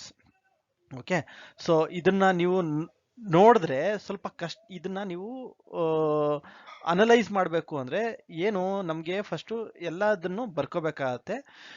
ಇದನ್ನ ನೀವು ಬರ್ಕೊಂಡು full complete ಮಾಡ್ಕೊಂಡು answer ತಗೊಂಡ್ಬರ್ಬೋದು. ಆದ್ರೂ ನೀವು ಬೇರೆ method ಅಲ್ಲೂ ಮಾಡ್ಬೋದು. Okay, so ಈಗ ಒಂದು ಮೆಥಡ್ ಹೇಳ್ಕೊಡ್ತೀನಿ. ಯಾವುದು? ಈಗ ನಾವು A B C D E F ಅಂತ ಫ್ರೆಂಡ್ಸ್ ಇದ್ದಾರೆ. ಈಗ 2 ಕೊಟ್ಟಿದ್ದಾರೆ. ಒಂದು ಗೇಮ್ಸ್ ಇರುತ್ತೆ, ಅದು ಯಾವುದು? ಬೇಸ್ಬಾಲು, ವಾಲಿಬಾಲು, ಕೇರಮ್ಮು, ಹಾಕಿ, ಟಿ ಪೋಲೋ. ಸೊ 1 2 3 4 5 6 ಗೇಮ್ ಇದೆ. 6 ಕಲರ್ ಕಾರ್ ಇದೆ: yellow, green, black, white, blue and red. ಈಗ ಇದಕ್ಕೆ ಜೋಡಿಸ್ತಾ ಹೋಗೋಣ. ಫಸ್ಟ್ ಇಲ್ಲಿಂದ ಓದ್ತಾ ಬರೋಣ. ಏನ್ ಕೇಳ್ತಾ ಇದೆ ಅಂತ ಹೇಳಿ. D plays polo and has yellow car. So D plays polo and has yellow car. So polo ಹೋಯ್ತು, ಯೆಲ್ಲೋ ಕಲರ್ ಕಾರ್ ಹೋಯ್ತು. ಓಕೆ, ನಾವು C does not play T and hockey and other. ಇದನ್ನ ಆಮೇಲೆ ಬರೋಣ. ಇದಕ್ಕೆ ಆಮೇಲೆ ಬರೋಣ. ಯಾಕೆ ಆಮೇಲೆ ಬರೋಣ ಅಂತ ಏನಂದ್ರೆ, ಇವರು ಇದನ್ನ ಮಾಡ್ಬೇಕು ಅಂದ್ರೆ ನಾವು ಇನ್ ಮಿಕ್ಕಿದ್ ಮಾಡೋದು. Okay, E as white car and place baseball. White car, baseball. So white car ಹೋಯ್ತು, ವೈಟ್ ಹೋಯ್ತು, ಬೇಸ್ಬಾಲ್ ಹೋಯ್ತು. Okay, next B does not play T. B T ಮಾಡಲ್ಲ ಅಂತಾನೆ. He has red car. So red car ಸಿಕ್ಕಿದೆ, but ಇವನು T ಆಡಲ್ಲ. ಇವನು T ಆಡಲ್ಲ. ಇಲ್ಲಿ ಮೇಲ್ಗಡೆ ಬರ್ಕೊಬಿಡ್ತೀನಿ, ಟಿ ಆಡಲ್ಲ ಅಂತ. ಟಿ ಅಂತ ಬರ್ಕೊಂಡಿರ್ತೀನಿ, ಟಿ ಆಡಲ್ಲ ಅಂತ. ಓಕೆ, ಎ ಪ್ಲೇಸ್ ಕೇರಮ್ ಮಾಡ್ತಾನೆ. ಸೊ ಕೇರಮ್ ತೆಗೆದ್ಬಿಡೋಣ. ಕೇರಮ್ ಮಾಡ್ತಾನೆ and has black car. So black ಕಾರ್ನ ತೆಗೆದ್ಬಿಡೋಣ. ಸೊ ಬ್ಲ್ಯಾಕ್ಗೆ ಬಿ ಕೆ ಅಂತ ಹೋಗಿ, ಯಾಕಂದ್ರೆ ಬ್ಲೂನು ಇದೆ. ಸೊ ಬಿ ಕೆ ಅಂತ ಬರ್ಕೊಂಡಿದ್ದೀನಿ. Next based on the information. So ನಾವೆಲ್ಲ ಇನ್ಫಾರ್ಮೇಶನ್ ಕವರ್ ಮಾಡಿದ್ದೀವಿ. ಈಗ ಪುನಃ ಬರೋಣ. C does not play T and hockey. So ಇವನು ಟಿ ಮತ್ತೆ ಹಾಕಿ ಆಡಲ್ಲ ಅಂತ. ಟಿ ಮತ್ತೆ ಹಾಕಿ ಬಿಟ್ರೆ ನೆಕ್ಸ್ಟ್ ಇರೋದು ಯಾವುದು? ವಾಲಿಬಾಲ್. ಸೊ ಸಿ ವಾಲಿಬಾಲ್ ಆಡ್ತ. ಓಕೆ, ಇಲ್ಲಿ ಟಿ ಇದು ಆಡಲ್ಲ, ಇವನು ಆಡಲ್ಲ. ಇವನು ಆಡಲ್ಲ. ಸೊ ಟಿ ಆಡ್ಬೇಕಾಗಿರೋದು ಬಂದು F. Okay, so F T ಆಡೋದು. ಇಲ್ಲೇ ನಾನು ಇಲ್ಲಿ ಡೈರೆಕ್ಟ್ ಆಗಿ ಹೋಗಿ ಬ್ಲೂ ಅಂಡ್ ಟಿ ಅಂತ ಮಾರ್ಕ್ ಮಾಡ್ಬೋದು. ಹೆಂಗೆ ಸರ್, ಹೆಂಗ್ ಹೇಳ್ತಾ ಇರ ನೀವು ಅಂದ್ರೆ, ಟಿ ಅಂತ ಗೊತ್ತು, ಎ ಬ್ಲ್ಯಾಕ್ ಇದೆ ಅಂತ ಗೊತ್ತು, ಬ್ಲ್ಯಾಕ್ ಕಲರ್ ಕಾಲ್ ಹೇಗೆ ಗೊತ್ತಂತೆ. ಇನ್ ಮಿಕ್ಕಿರೋದು ಆಪ್ಷನ್ ನಿಮ್ಗೆ ಟಿ ಮತ್ತೆ ಬ್ಲೂ ಇಲ್ಲೇ ಮಾಡ್ಬೋದು. ಓಕೆ, ಆದ್ರೂ ಕೆಲವ್ರು ಏನ್ ಮಾಡ್ತಾರೆ, ಎಲ್ಲ ಕಂಪ್ಲೀಟ್ ಮಾಡ್ಬಿಟ್ಟು ಮಾಡಕ್ ನೋಡ್ತಾರೆ. ದಯವಿಟ್ಟು ಮಾಡಕ್ ಹೋಗ್ಬೇಡಿ. ಶಾರ್ಟ್ ಕಟ್ ಮೆಥಡ್ಸ್ ಗಳು ಯೂಸ್ ಮಾಡ್ಕೊಳ್ಳಿ. ನೋಡಿ, ಟಿ ಅಂತ ಕಂಡಿಡಿದೆ. ಟಿ ಅಂತ ಗೊತ್ತಾಗಿದ ತಕ್ಷಣ ಎಫ್, ಟಿ ಅಂಡ್ ಬ್ಲೂ ಅಂತ ಹೇಳಿದ್ರೆ ಬ್ಲ್ಯಾಕ್ ಅಂತ ಇದೆ. ಆದ್ರೂ ಕಂಪ್ಲೀಟ್ ಮಾಡ್ಬಿಡೋಣ ಬನ್ನಿ, ಏನು ಆಗಿದೆ ಅಂತ. ಸೊ ಟಿ ಹೋಯ್ತು. ನೆಕ್ಸ್ಟ್ ನೆಕ್ಸ್ಟ್ ಯಾವ್ದಿದೆ, ಈಗ ವಾಲಿಬಾಲ್ ಮತ್ತೆ ಹಾಕಿ ಇದೆ. ನಮ್ಗೆ ಇಲ್ಲಿ ಸಿ ಡಸ್ ನಾಟ್ ಪ್ಲೇ ಹಾಕಿ ಅಂತ ಗೊತ್ತು, ಹಾಕಿ ಸಿ ಆಡಲ್ಲ, ಸೊ ಹಾಕಿ ಆಡದೇ ಇದ್ರೆ ವಾಲಿಬಾಲ್ ಸಿ ಆಡ್ತಾನೆ. ಸೊ ಹಾಕಿ ಬಂದ್ಬಿಟ್ಟು ನಿಮ್ಗೆ ಬಿ ಆಡ್ತಾನೆ. ಓಕೆ, ನೆಕ್ಸ್ಟ್ ಕಲರ್ಗೆ ಬರೋಣ. ಈಗ ಮಿಕ್ಕಿರೋದು ಎರಡು colour, green colour, blue colour. C does not own a blue ನಾರ್ ಅ ಯೆಲ್ಲೋ. ಸೊ ಬ್ಲೂ ಇಲ್ಲಿ ಬರಲ್ಲ, ಗ್ರೀನ್ ಇಲ್ಲಿ ಬರುತ್ತೆ. ಸೊ ಬ್ಲೂ ಎಫ್ಗೆ ಹೋಗುತ್ತೆ, ಗ್ರೀನು ಸಿಗೆ ಬರುತ್ತೆ. ಇಷ್ಟು ಪೂರ್ತಿ ಸಾಲ್ವ್ ಮಾಡಿ ಆಮೇಲೆ ನೀವು ಓಕೆ ಸಿ ಆಪ್ಷನ್ ಹಾಕೋ ಬದಲು ಒನ್ಸ್ ನೀವು ಗೊತ್ತಾಯ್ತು ಅಂದ್ರೆ ಟಿ ಇಲ್ಲಿ ಬಂದಿದೆ ಅಂತ ಆರಾಮಾಗಿ ಹೋಗ್ಬಿಟ್ಟು ನೀವು ಸಿನ ಡೈರೆಕ್ಟ್ ಆಗಿ ಟಿಕ್ ಮಾಡ್ಬೋದು. ಯಾಕೆ ಅಂದ್ರೆ ಆಲ್ರೆಡಿ ನಮಗೆ ಇಲ್ಲೇ ಕೊಟ್ಬಿಟ್ಟಿದ್ದಾರೆ, ಎ ಬ್ಲ್ಯಾಕ್ ಕಲರ್ ಇದೆ, ಕೇರ ಮಾಡ್ತಾನೆ ಅಂತ ಅವ್ನು ಡೈರೆಕ್ಟ್ ಆಗಿ ಕೊಟ್ಟಿದ್ದಾರೆ. ಸೊ ಕರೆಕ್ಟ್ ಆನ್ಸರ್ ಬಂದು C, blue and T. Okay, ಬನ್ನಿ ನೆಕ್ಸ್ಟ್ ಕ್ವಶನ್ ಏನ್ ಕೇಳ್ತಾರೆ. Research ethic does not include. Okay, ಏನು ಎಥಿಕ್ಸ್ ಅಂತ ಬಗ್ಗೆ, ನಾವು ಯಾವುದೇ ರಿಸರ್ಚ್ ಮಾಡ್ಬೇಕಾದ್ರೆ ತುಂಬಾ ಎಥಿಕ್ಸ್ನ ಫಾಲೋ ಮಾಡಬೇಕಾಗತ್ತೆ ಅದರಲ್ಲಿ. ಓಕೆ, ಇದನ್ನ ಫಾಲೋ ಮಾಡಲಿಲ್ಲ ಅಂದ್ರೆ ನಮ್ಮ ರಿಸರ್ಚ್ ಅಷ್ಟು ಉಪಯೋಗಕರ ಆಗಿರಲ್ಲ. ಅದರಿಂದ ನೀವು ಇದನ್ನ ರಿಸರ್ಚ್ ಎಥಿಕ್ಸ್ನ ಫಾಲೋ ಮಾಡಬೇಕು ಅಂತ ಹೇಳ್ತಾರೆ. ಅದರೊಳಗೆ ಯಾವ್ದು ಇನ್ಕ್ಲೂಡ್ ಆಗಲ್ಲ ಅಂತ ನಮಗೆ ಕೇಳ್ತಾರೆ. ಓಕೆ, ಸೊ ಫಸ್ಟ್ ಒನ್ ಬನ್ನಿ, ಆನೆಸ್ಟಿ ಇರಲೇಬೇಕು ನೀವು ರಿಸರ್ಚ್ ಮಾಡಬೇಕಾದ್ರೆ. ಇದನ್ನ ಏನ್ ಮಾಡುತ್ತೆ ಅಂದ್ರೆ ಇದು ಟ್ರಸ್ಟ್ ಬಿಲ್ಡ್ ಮಾಡುತ್ತೆ among your fellow researcher and also public ಕೂಡ ಇದನ್ನ ನಿಮಗೆ ಟ್ರಸ್ಟ್ ಬಿಲ್ಡ್ ಆಗುತ್ತೆ. ಸೊ ಅವ್ರು ಏನ್ ಹೇಳ್ತಾರೆ, ಇವನು ಈ ರಿಸರ್ಚರು ತುಂಬಾ ಹಾನೆಸ್ಟ್ ಆಗಿದ್ದಾನಪ್ಪ, ಇವನು ರಿಸರ್ಚ್ ಮಾಡಿದ್ರೆ ತುಂಬಾ ಹಾನೆಸ್ಟಿ ಆಗಿ ರಿಸರ್ಚ್ನ ತಗೊಂಡು ತುಂಬಾ ಎಲ್ಲರಿಗೂ ತಿಳಿಯೋ ತರ, ಎಲ್ಲರಿಗೂ ಸ್ಪಂದಿಸೋ ತರ ರಿಸರ್ಚ್ ಮಾಡ್ತಾನೆ ಇವನು ಅಂತ ಹೇಳ್ತಾರೆ. ಸೊ ಹಾನೆಸ್ಟಿ ಇರಲೇಬೇಕು ರಿಸರ್ಚ್ ಅಲ್ಲಿ. Next integrity. ಏನ್ ರಿಸರ್ಚ್ ಇಂಟಿಗ್ರಿಟಿ ಅಂದ್ರೆ ಟ್ರಸ್ಟ್ ಮತ್ತೆ ಕಾನ್ಫಿಡೆನ್ಸ್ ಮತ್ತೆ ಮೆಥಡ್ ಯಾವ್ದು ಯೂಸ್ ಮಾಡಿರಾ ನಿಮ್ದು ಆ ರಿಸಲ್ಟ್ ನ ಫೈಂಡ್ ಔಟ್ ಮಾಡಕ್ಕೆ, ಅದು ಇಂಟಿಗ್ರಿಟಿ ಇರಬೇಕು. ಇಂಟಿಗ್ರಿಟಿ ಇಲ್ಲ ಅಂದ್ರೆ ರಿಸರ್ಚರ್ಸ್ ಅಲ್ಲಿ ನೀವು ನಿಮ್ಮ ಬಯಾಸ್ ಆಗ್ಬಿಟ್ಟಿರ್ತೀರಾ, ನೀವು ಬರೇ ನಿಮ್ಮ ಏನ್ ಯೋಚನೆ ಮಾಡ್ತೀರಾ ಅದನ್ನೇ ಬರೀತೀರಾ. ಅದಕ್ಕೆ ಇಂಟಿಗ್ರಿಟಿ ಅಂದ್ರೆ ನೀವು ಹೆಂಗೆ ಆ ರಿಸರ್ಚ್ ನ ಕಂಡಕ್ಟ್ ಮಾಡ್ಬಿಟ್ಟು ಬೇರೆಯವ್ರ ಟ್ರಸ್ಟ್ ನ ಗೇನ್ ಮಾಡ್ತೀರಾ, ಕಾನ್ಫಿಡೆನ್ಸ್ ನ ಗೇನ್ ಮಾಡ್ತೀರಾ, ಅದು ನೀವು ಇಂಟಿಗ್ರಿಟಿ ಥ್ರೂ ಮಾಡಕ್ಕೆ ಸಾಧ್ಯ ಇದೆ. ನೆಕ್ಸ್ಟ್ ಸಬ್ಜೆಕ್ಟಿವಿಟಿ ಅಂದ್ರೆ ಏನಂದ್ರೆ ಇದು ನಿಮ್ಮ ಇಂಡಿವಿಜುವಲ್, ನೀವು researcher individual feeling, opinion or preference, ನಿಮಗೆ ಹೆಂಗ್ ಬೇಕೋ ನೀವು ಹಂಗೆ ರಿಸರ್ಚ್ ಮಾಡ್ಕೊಡ್ತೀರಾ, ನಿಮಗೆ ಹೆಂಗ್ ಅನುಕೂಲ ಆಗುತ್ತೋ ಹಂಗೆ ರಿಸರ್ಚ್ ಮಾಡ್ಕೊಡ್ತೀರಾ. ಬ್ಯೂಟಿಫುಲ್ ಎಕ್ಸಾಂಪಲ್ ಅಂದ್ರೆ ಈಗ ನೀವು ಡೇಟಾ ಕಲೆಕ್ಟ್ ಮಾಡಬೇಕು. ಡೇಟಾ ಹೆಂಗ್ ಕಲೆಕ್ಟ್ ಮಾಡಬೇಕು, ನೀವು ಪಾಪ್ಯುಲೇಷನ್ ಅಲ್ಲಿ ಹೋಗಿ ಕಲೆಕ್ಟ್ ಮಾಡ್ಕೋಬೇಕು. ಆದ್ರೆ ಏನ್ ಮಾಡ್ತೀರಾ, ನೀವೇನ್ ಮಾಡ್ತೀರಾ, ನೀವು ಹೋಗ್ಬಿಟ್ಟು ನಿಮ್ಮ ರಿಲೇಟಿವ್ಸ್ ಹತ್ರ, ನಿಮ್ಮ ಫ್ರೆಂಡ್ಸ್ ಹತ್ರ ನಿಮ್ಗೆ ಹೆಂಗ್ ಇಷ್ಟ ಆಗುತ್ತೋ ಆ ರೀತಿ ಡೇಟಾ ಮಾಡ್ತೀರಾ. ಆಮೇಲೆ ಡೇಟಾನ ಅನಲೈಸ್ ಮಾಡ್ಬೇಕಾದ್ರೂ ಕೂಡ ನೀವು ನೋಡ್ತೀರಾ ಡೇಟಾನ, ಅದು ನಿಮ್ಗೆ ಗೊತ್ತು ಹೈಪಾಥಿಸಿಸ್ ಇದು ರಿಜೆಕ್ಟ್ ಮಾಡಬೇಕು ಅಂದ್ಬಿಟ್ಟು, ಆಗ ಡೇಟಾ ನೋಡ್ತೀರಾ ಅಕ್ಸೆಪ್ಟ್ ಆಗ್ತಾ ಇರುತ್ತೆ ಹೈಪಾಥಿಸಿಸ್, ಆಗ ಡೇಟಾ ಜೊತೆ ಆಟ ಆಡ್ಬಿಟ್ಟು ನೀವು ಅದನ್ನ ರಿಜೆಕ್ಟ್ ಮಾಡಿಸ್ತೀರಾ, ಅದು ಸಬ್ಜೆಕ್ಟಿವಿಟಿ ಆಗುತ್ತೆ. ಅದಕ್ಕೆ ಸಬ್ಜೆಕ್ಟಿವಿಟಿ ಯಾವತ್ತೂ ರಿಸರ್ಚ್ ಎಥಿಕ್ಸ್ ಅಲ್ಲಿ ಬರಲ್ಲ. ಸಬ್ಜೆಕ್ಟಿವಿಟಿ ಅದು ಇಂಡಿವಿಜುವಲ್ ಪರ್ಸನ್ ಮೇಲೆ ಡಿಪೆಂಡ್ ಆಗುತ್ತೆ. ನೆಕ್ಸ್ಟ್ ಆಬ್ಜೆಕ್ಟಿವಿಟಿ ಅಂದ್ರೆ ಏನಂದ್ರೆ, ಈ ಆಬ್ಜೆಕ್ಟಿವಿಟಿ ಇರೋದ್ರಿಂದ ಅದು ನಮಗೆ ಅಲೋ ಮಾಡುತ್ತೆ the best explanation for a scientific question or hypothesis. ಏನಕ್ಕೆ ಈ question, scientific question or hypothesis ಏನಕ್ಕೆ ಹಂಗಿದೆ ಅಂದ್ಬಿಟ್ಟು ನಾವು ಬೆಸ್ಟ್ ಎಕ್ಸ್ಪ್ಲನೇಷನ್ ನಮಗೆ ನಮ್ಮ ಆಬ್ಜೆಕ್ಟಿವಿಟಿಯಿಂದ ಬರುತ್ತೆ. ಸೊ ಆಬ್ಜೆಕ್ಟಿವಿಟಿನ ಹೆಂಗ್ ಮೇಂಟೈನ್ ಮಾಡ್ತೀರಾ ಅಂದ್ರೆ ಎವಿಡೆನ್ಸು, ಪರ್ಸನಲ್ ಬಯಾಸ್ ಇಲ್ದಾನೆ, ಅಂಡ್ ನೀವು ಅದು ಸೈಂಟಿಫಿಕ್ ಕ್ವೈರೀಸ್ಗಳನ್ನ ಎಲ್ಲದನ್ನು ಆನ್ಸರ್ ಮಾಡ್ತೀರಾ. ಸೊ ನೀವು ಆಬ್ಜೆಕ್ಟಿವಿಟಿನ ಆದಷ್ಟು ನಿಮ್ಮ ರಿಸರ್ಚ್ ಅಲ್ಲಿ ತಗೊಂಡ್ಬರ್ಬೇಕು. ಸೊ ನೀವು ನೋಡಿದ್ರೆ ಹಾನೆಸ್ಟಿ, ಇಂಟಿಗ್ರಿಟಿ, ಸಬ್ಜೆಕ್ಟಿವಿಟಿ, ಆಬ್ಜೆಕ್ಟಿವಿಟಿ, ಈ ನಾಲ್ಕನ್ನು ಹೇಳ್ದೆ ನಾನು. ಸೊ ಹಾನೆಸ್ಟಿ ಡೆಫಿನೆಟ್ಲಿ ಇರಲೇಬೇಕು ರಿಸರ್ಚ್ ಮಾಡಕ್ಕೆ. ಇಂಟಿಗ್ರಿಟಿ ಇರಲೇಬೇಕು, ಇಲ್ಲ ಅಂದ್ರೆ ಅದು ಪ್ರಾಬ್ಲಮ್ ಆಗುತ್ತೆ ರಿಸರ್ಚರ್ಗೆ. ಆಬ್ಜೆಕ್ಟಿವಿಟಿ ಇರಲೇಬೇಕು. ಒಂದು ಆಬ್ಜೆಕ್ಟಿವಿಟಿ ಇಲ್ಲ ಅಂದ್ರೆ ನಾವು ಆ ರಿಸರ್ಚ್ ಮಾಡೋದು ತುಂಬಾ ವ್ಯರ್ಥ ಆಗುತ್ತೆ. ಸೊ ಯಾವುದು ಇನ್ಕ್ಲೂಡ್ ಆಗ್ಬಾರ್ದು ಅಂದ್ರೆ ಸಬ್ಜೆಕ್ಟಿವಿಟಿ ನಿಮ್ಮ ರಿಸರ್ಚ್ ಅಲ್ಲಿ ಇನ್ಕ್ಲೂಡ್ ಆಗ್ಬಾರ್ದು. ನೀವು ಏನೇ ರಿಸರ್ಚ್ ಮಾಡ್ತಾ ಇದ್ರೆ ನಿಮ್ಮ ಪ್ರಕಾರ ನಿಮ್ಮ ಒಪಿನಿಯನ್ಗಳು, ನಿಮ್ಮ ತರ ನೀವು ಡೇಟಾ ಇದನ್ನ ಮಾಡ್ಕೊಳ್ಳೋದು, ಮ್ಯಾನಿಪುಲೇಟ್ ಮಾಡೋದು, ಇದೆಲ್ಲ ಮಾಡಕ್ ಹೋಗ್ಬಾರ್ದು, ಅದು ಸಬ್ಜೆಕ್ಟಿವಿಟಿ ಆಗುತ್ತೆ. So research ethic does not include subjectivity. C is the correct answer. ಬನ್ನಿ ನೆಕ್ಸ್ಟ್ ಕ್ವಶನ್ ಹೋಗೋಣ. ಬನ್ನಿ ಫ್ರೆಂಡ್ಸ್. ಓಕೆ, ಬನ್ನಿ ಫ್ರೆಂಡ್ಸ್ ನೆಕ್ಸ್ಟ್ ಕ್ವಶನ್ ನೋಡೋಣ. Newton discovery of law of gravity belongs to. So ಈ law of gravity belongs to ಯಾವುದಕ್ಕೆ ಅಂತ ಹೇಳ್ತಾರೆ. ಒಂದೊಂದೇ ರಿಸರ್ಚ್ಗಳು ನೋಡ್ತಾ ಬರೋಣ, ಯಾವ್ಯಾವ ರೀತಿ ರಿಸರ್ಚ್ಗಳಿರುತ್ತೆ. ಈ ಕ್ವಶನ್ ಗ್ಯಾರಂಟಿ ಇದ್ದೇ ಇರುತ್ತೆ, ಯಾಕಂದ್ರೆ ನೀವು 2018 ಕ್ವಶನ್ ಪೇಪರ್ ನೋಡ್ತು ಅಂದರೆ ನಾನು 2018 ಮಾಡಿದ್ದೀನಿ, ಅದರೊಳಗೆ ಕೇಳಿಯಾರೆ ಯಾವುದೋ ಒಂದು ರಿಸರ್ಚ್ ಮಾಡ್ತೀರಾ ಅದನ್ನು ಸಡನ್ನಾಗಿ ಇಂಪ್ಲಿಮೆಂಟ್ ಮಾಡೋದಕ್ಕೆ ಏನಂತ ಕರೀತಾರೆ ಅಂತ ಕೇಳ್ತಾರೆ, ಅದಕ್ಕೆ ಆಕ್ಷನ್ ರಿಸರ್ಚ್ ಅಂತ ಕರೀತಾರೆ. ಓಕೆ, ಸೊ ಅಲ್ಲೂ ಇದೆಲ್ಲ ಎಕ್ಸ್ಪ್ಲೇನ್ ಮಾಡಿದ್ವಿ, ಸೊ ಇಲ್ಲೂ ಎಕ್ಸ್ಪ್ಲೇನ್ ಮಾಡ್ತೀವಿ. ಬಟ್ ಗ್ಯಾಪ್ ನಿಮಗೆ ಮೈಂಡಲ್ಲಿ ಇಟ್ಕೋಬೇಕು ಅಂದರೆ ಈ ಕ್ವಶನ್ಸ್ಗಳು ಕೇಳ್ತಾರೆ, ಇದೊಂದು ಕ್ವಶನ್ ಗ್ಯಾರಂಟಿ ಇದ್ದೇ ಇರುತ್ತೆ ರಿಸರ್ಚಲ್ಲಿ ಅಂತ. ಈಗ ಬನ್ನಿ ಒಂದೊಂದೇ ನೋಡ್ಕೊಂಡು ಹೋಗೋಣ. ಡೌನಿಂದ ಸ್ಟಾರ್ಟ್ ಮಾಡ್ತೀನಿ.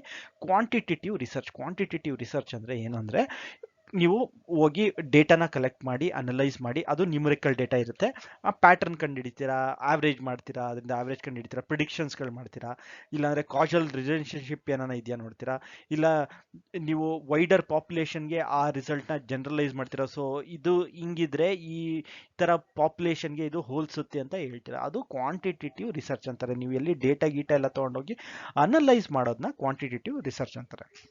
ಓಕೆ, ನೆಕ್ಸ್ಟ್ ಆಕ್ಷನ್ ರಿಸರ್ಚ್ ಅಲ್ಲಿ ಏನು ಮಾಡ್ತೀರಾ ಅಂದರೆ, ನೀವು ಯಾವುದೋ ಒಂದು ಪ್ರಾಬ್ಲಮ್ಗೆ ಕಂಡುಹಿಡಿತೀರಾ, ಇದೇ ಪ್ರಾಬ್ಲಮ್ಗೆ ಇದೇ ಸೊಲ್ಯೂಷನ್ ಇರೋದು, ಅದನ್ನ ಇಮಿಡಿಯೇಟ್ ಆಗಿ ಇಂಪ್ಲಿಮೆಂಟ್ ಮಾಡ್ತೀರಾ, ಅದನ್ನ ತಕ್ಷಣ ಇಂಪ್ಲಿಮೆಂಟ್ ಮಾಡೋದನ್ನ ಆಕ್ಷನ್ ರಿಸರ್ಚ್ ಅಂತ ಕರೀತಾರೆ. ಆಕ್ಷನ್ ತಗೊಳ್ಳೋಕ್ಕೋಸ್ಕರ ರಿಸರ್ಚ್ ಮಾಡೋದನ್ನ ಆಕ್ಷನ್ ರಿಸರ್ಚ್ ಅಂತ ಕರೀತಾರೆ, ಅದನ್ನ ನೀವು ಜ್ಞಾಪಕದಲ್ಲಿ ಇಟ್ಕೋಬೇಕು. ಸೊ ಏನನ್ನ ಪ್ರಾಬ್ಲಮ್ ಇದ್ದಾಗ ಸಡನ್ ಆಗಿ ಅದನ್ನ ನೀವು ಆಕ್ಷನ್ ತಂದ್ರೆ ಅದನ್ನ ಆಕ್ಷನ್ ರಿಸರ್ಚ್ ಅಂತ. ನೆಕ್ಸ್ಟ್ ಅಪ್ಲೈಡ್ ರಿಸರ್ಚ್ ಏನು ಮಾಡ್ತೀರಾ ಅಂದರೆ, ಈಗ ಯಾವುದೋ ಒಂದು practical issue affecting on individual or group ಇರುತ್ತೆ, ಯಾವುದೋ ಒಂದು ಪ್ರಾಕ್ಟಿಕಲ್ ಇಶ್ಯೂ ಇರುತ್ತೆ, ಅದು ಒಬ್ಬ ಮನುಷ್ಯಂಗೆ ಇಲ್ಲಾಂದ್ರೆ ಗ್ರೂಪಲ್ಲಿರೋರಿಗೆ ಅದು ಅಫೆಕ್ಟ್ ಆಗ್ತಾ ಇರುತ್ತೆ. ಸೊ ಅದು ಅವಾಗ ಏನು ಮಾಡ್ತೀರಾ, ಆಗ ಸೈಂಟಿಫಿಕ್ ಆಗಿ ಸ್ಟಡಿ ಮಾಡ್ಬಿಟ್ಟು ರಿಸರ್ಚ್ ಮಾಡ್ಬಿಟ್ಟು ಅದಕ್ಕೆ ನೀವು ಸೊಲ್ಯೂಷನ್ನ ಕಂಡುಹಿಡಿತೀರಾ, ಇಲ್ಲಾಂದ್ರೆ ನ್ಯೂ ಟೆಕ್ನಾಲಜಿನ ಡೆವಲಪ್ ಮಾಡ್ತೀರಾ, ಅದು ನಿಮಗೆ ಅಪ್ಲೈಡ್ ರಿಸರ್ಚ್ ಆಗುತ್ತೆ. ಸೊ ರಿಸರ್ಚ್ನ ಅಪ್ಲೈ ಮಾಡ್ತಾ ಇರಾ, ಸೊ ನೀವು ಕಂಡುಹಿಡಿದಿರೋ ರಿಸರ್ಚ್ ಎಲ್ಲಾನು ಅದನ್ನ ಅಪ್ಲೈ ಮಾಡಿ ನೀವು ಇಶ್ಯೂನ ನೀವು ಸಾಲ್ವ್ ಮಾಡ್ತಾ ಇರಾ, ಇಂಡಿವಿಜುವಲ್ಗೂ ಗ್ರೂಪ್ಗೂ, ಅದನ್ನ ಅಪ್ಲೈಡ್ ರಿಸರ್ಚ್ ಅಂತಾರೆ. ನೆಕ್ಸ್ಟ್ ಒನ್ ಈಸ್ ಫಂಡಮೆಂಟಲ್ ರಿಸರ್ಚ್ನ ಅಕಾಡೆಮಿಕ್ ರಿಸರ್ಚ್ ಅಂತಾನೂ ಕರೀತಾರೆ, ಬೇಸಿಕ್ ರಿಸರ್ಚ್ ಅಂತಾನೂ ಕರೀತಾರೆ. ಏನಪ್ಪ ಈ ಎಕ್ಸ್ಪೆರಿಮೆಂಟಲ್ ರಿಸರ್ಚ್ ಅಂತಾನೂ ಕರೀತಾರೆ. ಸೊ ಏನು ಮಾಡ್ತಾರೆ, experimental or theoretical work mainly perform to obtain a new knowledge on the basis of observable phenomenon or fact ಅಂತ ಹೇಳ್ತೀವಿ. ಸೊ ನಾವು ಅದನ್ನ ನೋಡ್ಬೋದು, ಆ ಫಿನಾಮಿನನ್ ಆರ್ ಫ್ಯಾಕ್ಟ್ನ ಅಬ್ಸರ್ವ್ ಮಾಡ್ತಾ ಇದ್ದೀವಿ, without prior consideration that will result in any practical application of use.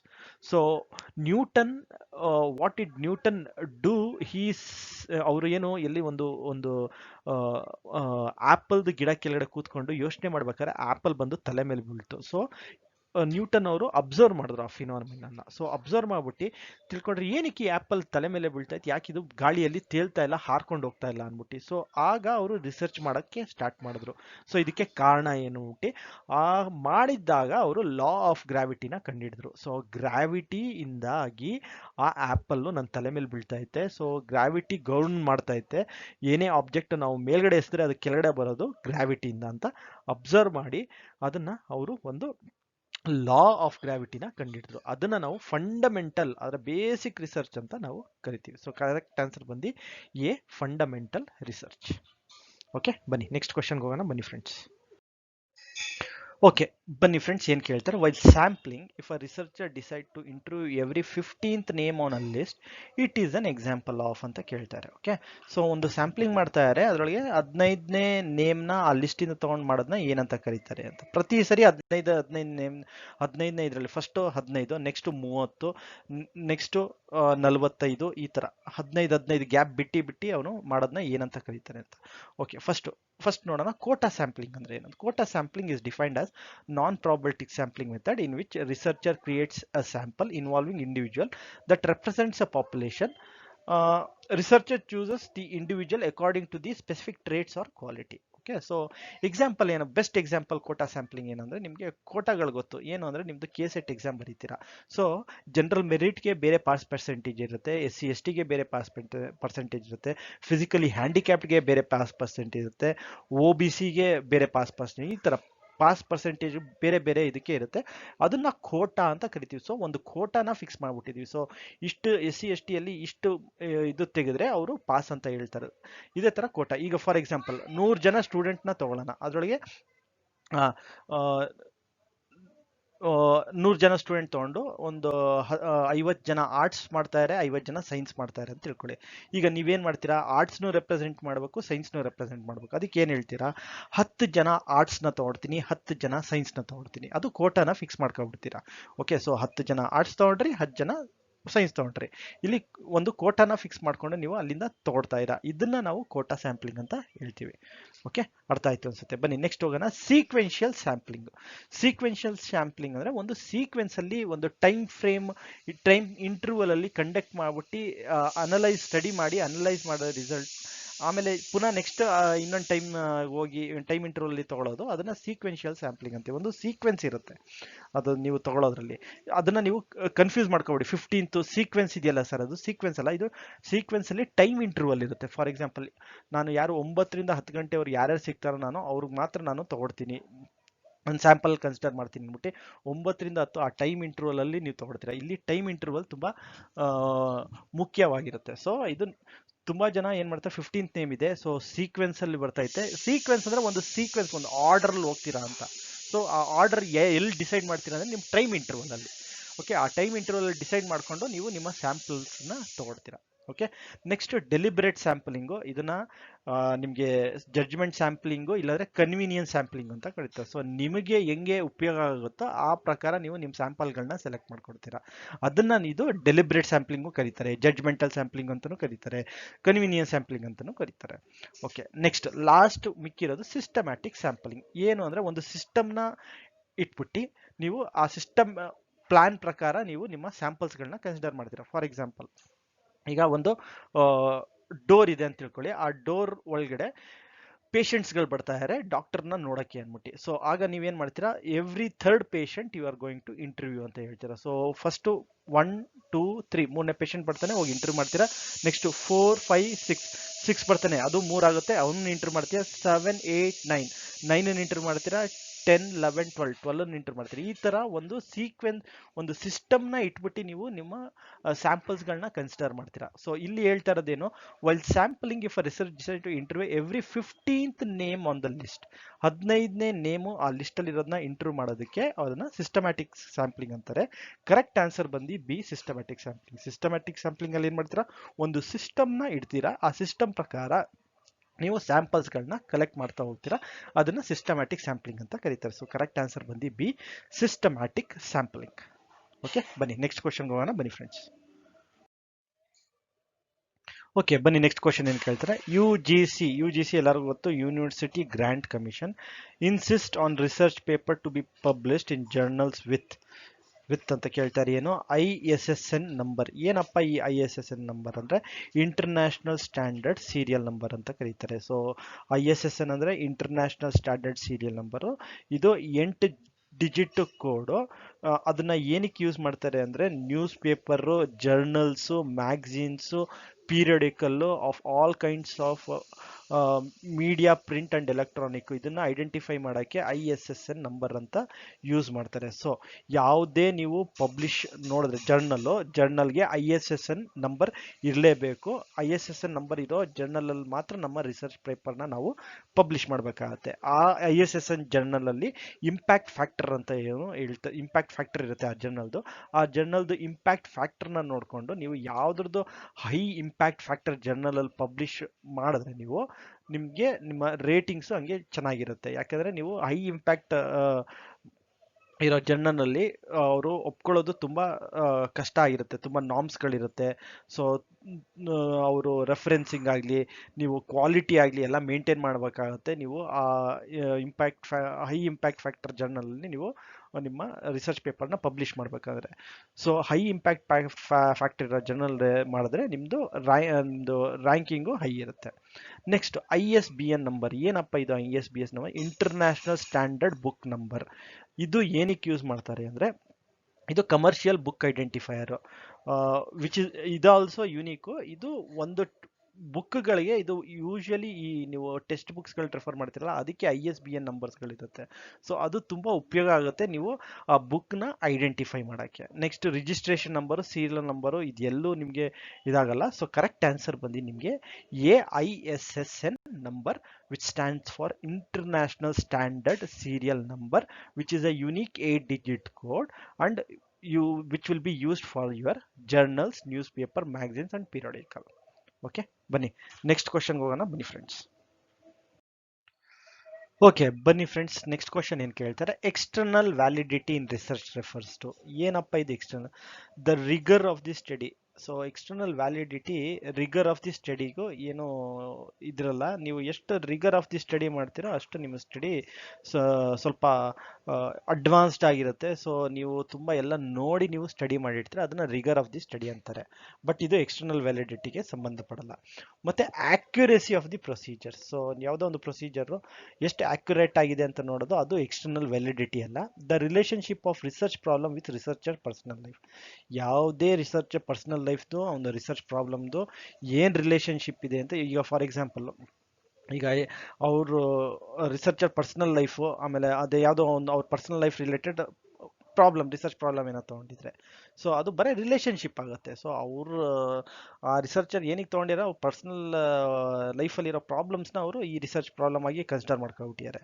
So ಅದನ್ನು ಇವರು ಹೇಳ್ತಾರೆ, ಇದು ಎಕ್ಸ್ಟರ್ನಲ್ ವ್ಯಾಲಿಡಿಟಿ ಅಲ್ಲ. ಏನಪ್ಪ ಈ ಎಕ್ಸ್ಟರ್ನಲ್ ವ್ಯಾಲಿಡಿಟಿ ಅಂದರೆ, ಇದು ನೀವು ಎಷ್ಟು ನಿಮ್ಮ ಸ್ಟಡಿ ಫೈಂಡಿಂಗ್ಸ್ನ ಜನರಲೈಸ್ ಮಾಡ್ತೀರಾ, ಬೇರೆಯವ್ರ ರಿಸರ್ಚ್ ಆಗಿರ್ಬೋದು, ಮೆಷರ್ ಆಗಿರ್ಬೋದು, ಸೆಟ್ಟಿಂಗ್ಸ್ ಆಗಿರ್ಬೋದು, ಅದನ್ನ ನಾವು ಎಕ್ಸ್ಟರ್ನಲ್ ವ್ಯಾಲಿಡಿಟಿ ಅಂತೀವಿ. ಎಕ್ಸ್ಟರ್ನಲ್ ವ್ಯಾಲಿಡಿಟಿ ಅದನ್ನ ನೀವು ಏನನ್ನ ಕ್ವಾಲಿಟೇಟಿವ್ ಸ್ಟಡಿಯಲ್ಲಿ ಏನಾದ್ರು ತಗೊಂಡ್ರೆ ಅದನ್ನ ನೀವು ಟ್ರಾನ್ಸ್ಫರಬಿಲಿಟಿ ಅಂತ ರೆಫರ್ ಮಾಡ್ತಾರೆ. ಎಷ್ಟು ನೀವು ನಿಮ್ಮ ಎಕ್ಸ್ಟರ್ನಲ್ ವ್ಯಾಲಿಡಿಟಿ ಅಂದರೆ ನಿಮ್ಮ ಮಾಡಿರೋ ನಿಮ್ಮ ಫೈಂಡಿಂಗ್ಸ್ಗೆ ಎಕ್ಸ್ಟರ್ನಲ್ ಪೀಪಲಿಂದ ಯಾವ ರೀತಿ ಹೊಂದಾಣಿಕೆ ಆಗ್ತಾ ಐತೆ. ಸೊ ನೀವು ಮಾಡಿರೋ ರಿಸರ್ಚಿಂದ ಬೇರೆಯವರು ಒಂದು ರಿಸರ್ಚ್ ಮಾಡಿರ್ತಾರೆ ಅದೇ ಥರದ್ದು ಎಷ್ಟು ಹೊಂದಾಣಿಕೆ ಇದೆ ನಿಮ್ಮ ಸ್ಟಡಿ ಫೈಂಡಿಂಗ್ಸ್ನ, ಅದನ್ನು ನೀವು ಎಕ್ಸ್ಟರ್ನಲ್ ವ್ಯಾಲಿಡಿಟಿ ಇನ್ ರಿಸರ್ಚ್ ಅಂತ ಕರೀತಾರೆ. ಸೊ ಕರೆಕ್ಟ್ ಆನ್ಸರ್ ಬಂದು the extent of generalisability that the results provide. So ನಿಮ್ಮ ರಿಸಲ್ಟ್ಸ್ ನೀವು ಯಾವುದೇ ತಂದಿದ್ದೀರಾ ಅದು ಹೆಂಗೆ ಜನರಲೈಸ್ಡ್ ಆಗಿ ನಾವು ನೋಡ್ಬೋದಲ್ಲ ಅಂತ, ನಿಮ್ಮದು ಫೈಂಡಿಂಗ್ ಆಫ್ ಸ್ಟಡಿ ಬೇರೆಯವ್ರು ಮಾಡಿರೋ ರಿಸರ್ಚ್ಗೂ ನಿಮ್ಮ ರಿಸರ್ಚ್ಗೂ ಎಷ್ಟು ಹೊಂದಾಣಿಕೆ ಇದೆ ಅಂತ ನೋಡೋದಕ್ಕೆ ನೀವು external validity in research refers to ಅಂತ ಕರಿತೀವಿ. ಸೊ ಕರೆಕ್ಟ್ ಆನ್ಸರ್ ಬಂದು D, the extent of generalisability that the results provide. Okay, ಬನ್ನಿ ನೆಕ್ಸ್ಟ್ ಕ್ವಶನ್ ಹೋಗೋಣ. ಬನ್ನಿ ಫ್ರೆಂಡ್ಸ್. ಓಕೆ, ಬನ್ನಿ ಫ್ರೆಂಡ್ಸ್ ನೋಡೋಣ ನೆಕ್ಸ್ಟ್ ಕ್ವಶನ್ ಏನು ಕೇಳ್ತಾ ಇದ್ದಾರೆ ಅಂದ್ಬಿಟ್ಟು. When the likely effect of an incident on a dependent variable are investigated it is known as ಅಂತ ಹೇಳ್ತಾ ಇದ್ದಾರೆ. ಓಕೆ, ಆಲ್ರೆಡಿ ಡಿಪೆಂಡೆಂಟ್ ವೇರಿಯಬಲ್ ಗೊತ್ತು ನಮಗೆ, ಅದ್ರ ಮೇಲೆ ನಾವು ಇನ್ವೆಸ್ಟಿಗೇಷನ್ ಮಾಡಕ್ ಹೋದ್ರೆ ಅದನ್ನ ಏನಂತ ಕರಿತೀವಿ ಅಂತ ಹೇಳ್ತಾರೆ. ಸೊ ಫಸ್ಟ್ ಬಂದು ಸರ್ವೆ ರಿಸರ್ಚ್ ಅಂತಾರೆ. ಏನ್ ಸರ್ವೆ ರಿಸರ್ಚ್ ಮಾಡ್ತೀರಾ? ಇದು process of conducting research using survey that researcher sends to survey respondent. The data collected from is then statistically analyse to draw meaningful research conclusion. Okay, so ಸರ್ವೆಯಲ್ಲಿ ನೀವು ಡೇಟಾನ collect ಮಾಡ್ಬಿಟ್ಟು ಅದನ್ನ analyse ಮಾಡ್ತೀರಾ, ಅದನ್ನ survey research ಅಂತ ಕರೀತಾರೆ. Next ex post facto research ಅಂದ್ರೆ ಏನು ಅಂತ ಹೇಳ್ತಾರೆ. The assignment of subject to different groups is based on whichever variable is of interest to the researcher. Okay, ಏನ್ ಹೇಳ್ತಾ ಇದ್ದಾರೆ ಅಂದ್ರೆ, ಆಲ್ರೆಡಿ ಒಂದು ವೇರಿಯಬಲ್ನ ನಾವು ಕನ್ಸಿಡರ್ ಮಾಡ್ಬಿಟ್ಟಿದೀವಿ, ಅದನ್ನ ಡಿಪೆಂಡೆಂಟ್ ವೇರಿಯಬಲ್ ಅಂತಾರೆ.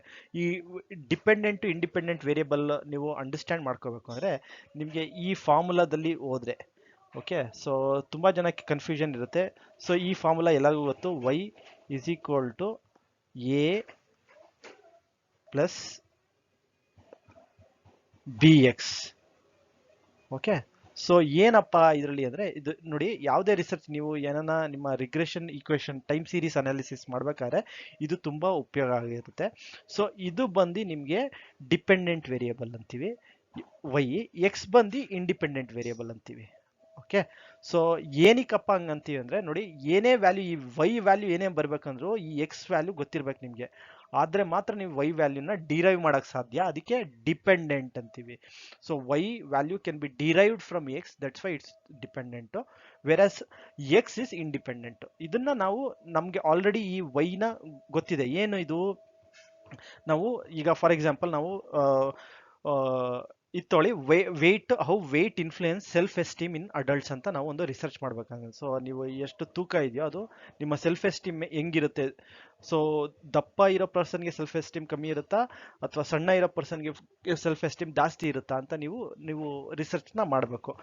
ಆ ರಿಸರ್ಚಲ್ಲಿ ನಿಮ್ಗೆ ಆಲ್ರೆಡಿ ಗೊತ್ತು ಏನು, ನೀವು ಪ್ರೀ ಎಕ್ಸಿಸ್ಟಿಂಗ್ ಕ್ಯಾರೆಕ್ಟರಿಸ್ಟಿಕ್ಸ್ನ ತಗೊಬಿಟ್ಟಿರ, ಏನು ವೆಯ್ಟ್, ಆ ವೆಯ್ಟ್ ಯೂಸ್ ಮಾಡಿಕೊಂಡು ನೀವು ಗ್ರೂಪ್ನ ಫಾರ್ಮೇಷನ್ ಮಾಡ್ತಾ ಇರ, ಅದನ್ನ ನಾವು ಎಕ್ಸ್ ಪೋಸ್ಟ್ ಫ್ಯಾಕ್ಟೋ ರಿಸರ್ಚ್ ಅಂತ ಕರಿತೀವಿ. ಅದೇ ತರ ಇಲ್ಲಿ when the likely effect of an incident on a dependent variable are investigated. So dependent variable already ತಗೋಬಿಟ್ಟಿದೀವಿ. In this case weight is dependent variable already ತಗೋಬಿಟ್ಟಿದ್ವಿ, ಅದು ಸೆಲ್ಫ್ ಎಸ್ಟೀಮ್, ನೀವು X ಬಂದ್ಬಿಟ್ಟು ನಿಮಗೆ ಸೆಲ್ಫ್ ಎಸ್ಟೀಮ್ ಆಗುತ್ತೆ. ಸೊ ಈ ರೀತಿ research ಮಾಡೋಣ ಎಕ್ಸ್ ಪೋಸ್ಟ್ ಫ್ಯಾಕ್ಟೋ ರಿಸರ್ಚ್ ಅಂತ ಕರೀತಾರೆ. ನೆಕ್ಸ್ಟ್ ಆಕ್ಷನ್ ರಿಸರ್ಚ್ ಅಂದ್ರೆ ಗೊತ್ತು ನಿಮಗೆ, ನಾವೇನೇ ಒಂದು ಸಡನ್ ಆಗಿ ಆಕ್ಷನ್ ತಗೊಳ್ಳೋಕ್ಕೆ ರಿಸರ್ಚ್ ಮಾಡೋದನ್ನ ನಾವು ಆಕ್ಷನ್ ರಿಸರ್ಚ್ ಅಂತೀವಿ. Next field investigation. So field investigation ಅಲ್ಲಿ ಏನು ಮಾಡ್ತೀವಿ ನಾವು, ಸೊ ನಾವು ಖುದ್ದಾಗಿ ಫೀಲ್ಡ್ಗೆ ಇಳಿದು ಅಲ್ಲಿ ನಾವು ನಮ್ಮ ಡೇಟಾಗಳನ್ನ ಕಲೆಕ್ಟ್ ಮಾಡಕ್ಕೆ ಸ್ಟಾರ್ಟ್ ಮಾಡ್ತೀವಿ, ಅದನ್ನ ನಾವು ಫೀಲ್ಡ್ ಇನ್ವೆಸ್ಟಿಗೇಷನ್ ಅಂತ ನಾವು ಕರಿತೀವಿ.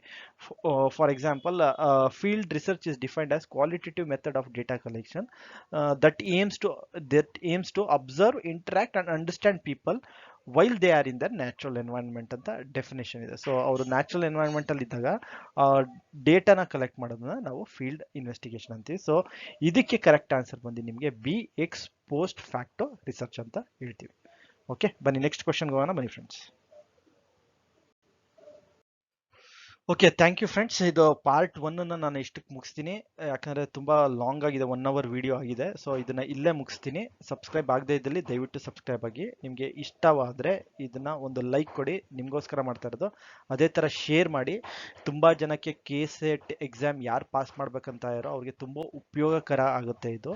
ಸೊ ಎಲ್ಲರಿಗೂ ಉಪಯೋಗ ಆಗಲಿ ಅಂತ ನಾವು ವಿಡಿಯೋಗಳು ಮಾಡ್ತಾಯಿದ್ವಿ. ಆದಷ್ಟು ಎಕ್ಸ್ಪ್ಲನೇಷನ್ ಕ್ಲೀನ್ ಕೊಡೋಕ್ಕೆ ಸ್ಟಾರ್ಟ್ ಮಾಡಿದ್ವಿ, ಕೊಡ್ತಾ ಇದ್ದೀವಿ ನಿಮಗೆ, ಸೊ ದಟ್ ನಿಮಗೆ ಅಂಡರ್ಸ್ಟ್ಯಾಂಡ್ ಆಗಲಿ ಅಂತ. Okay, thank you friends.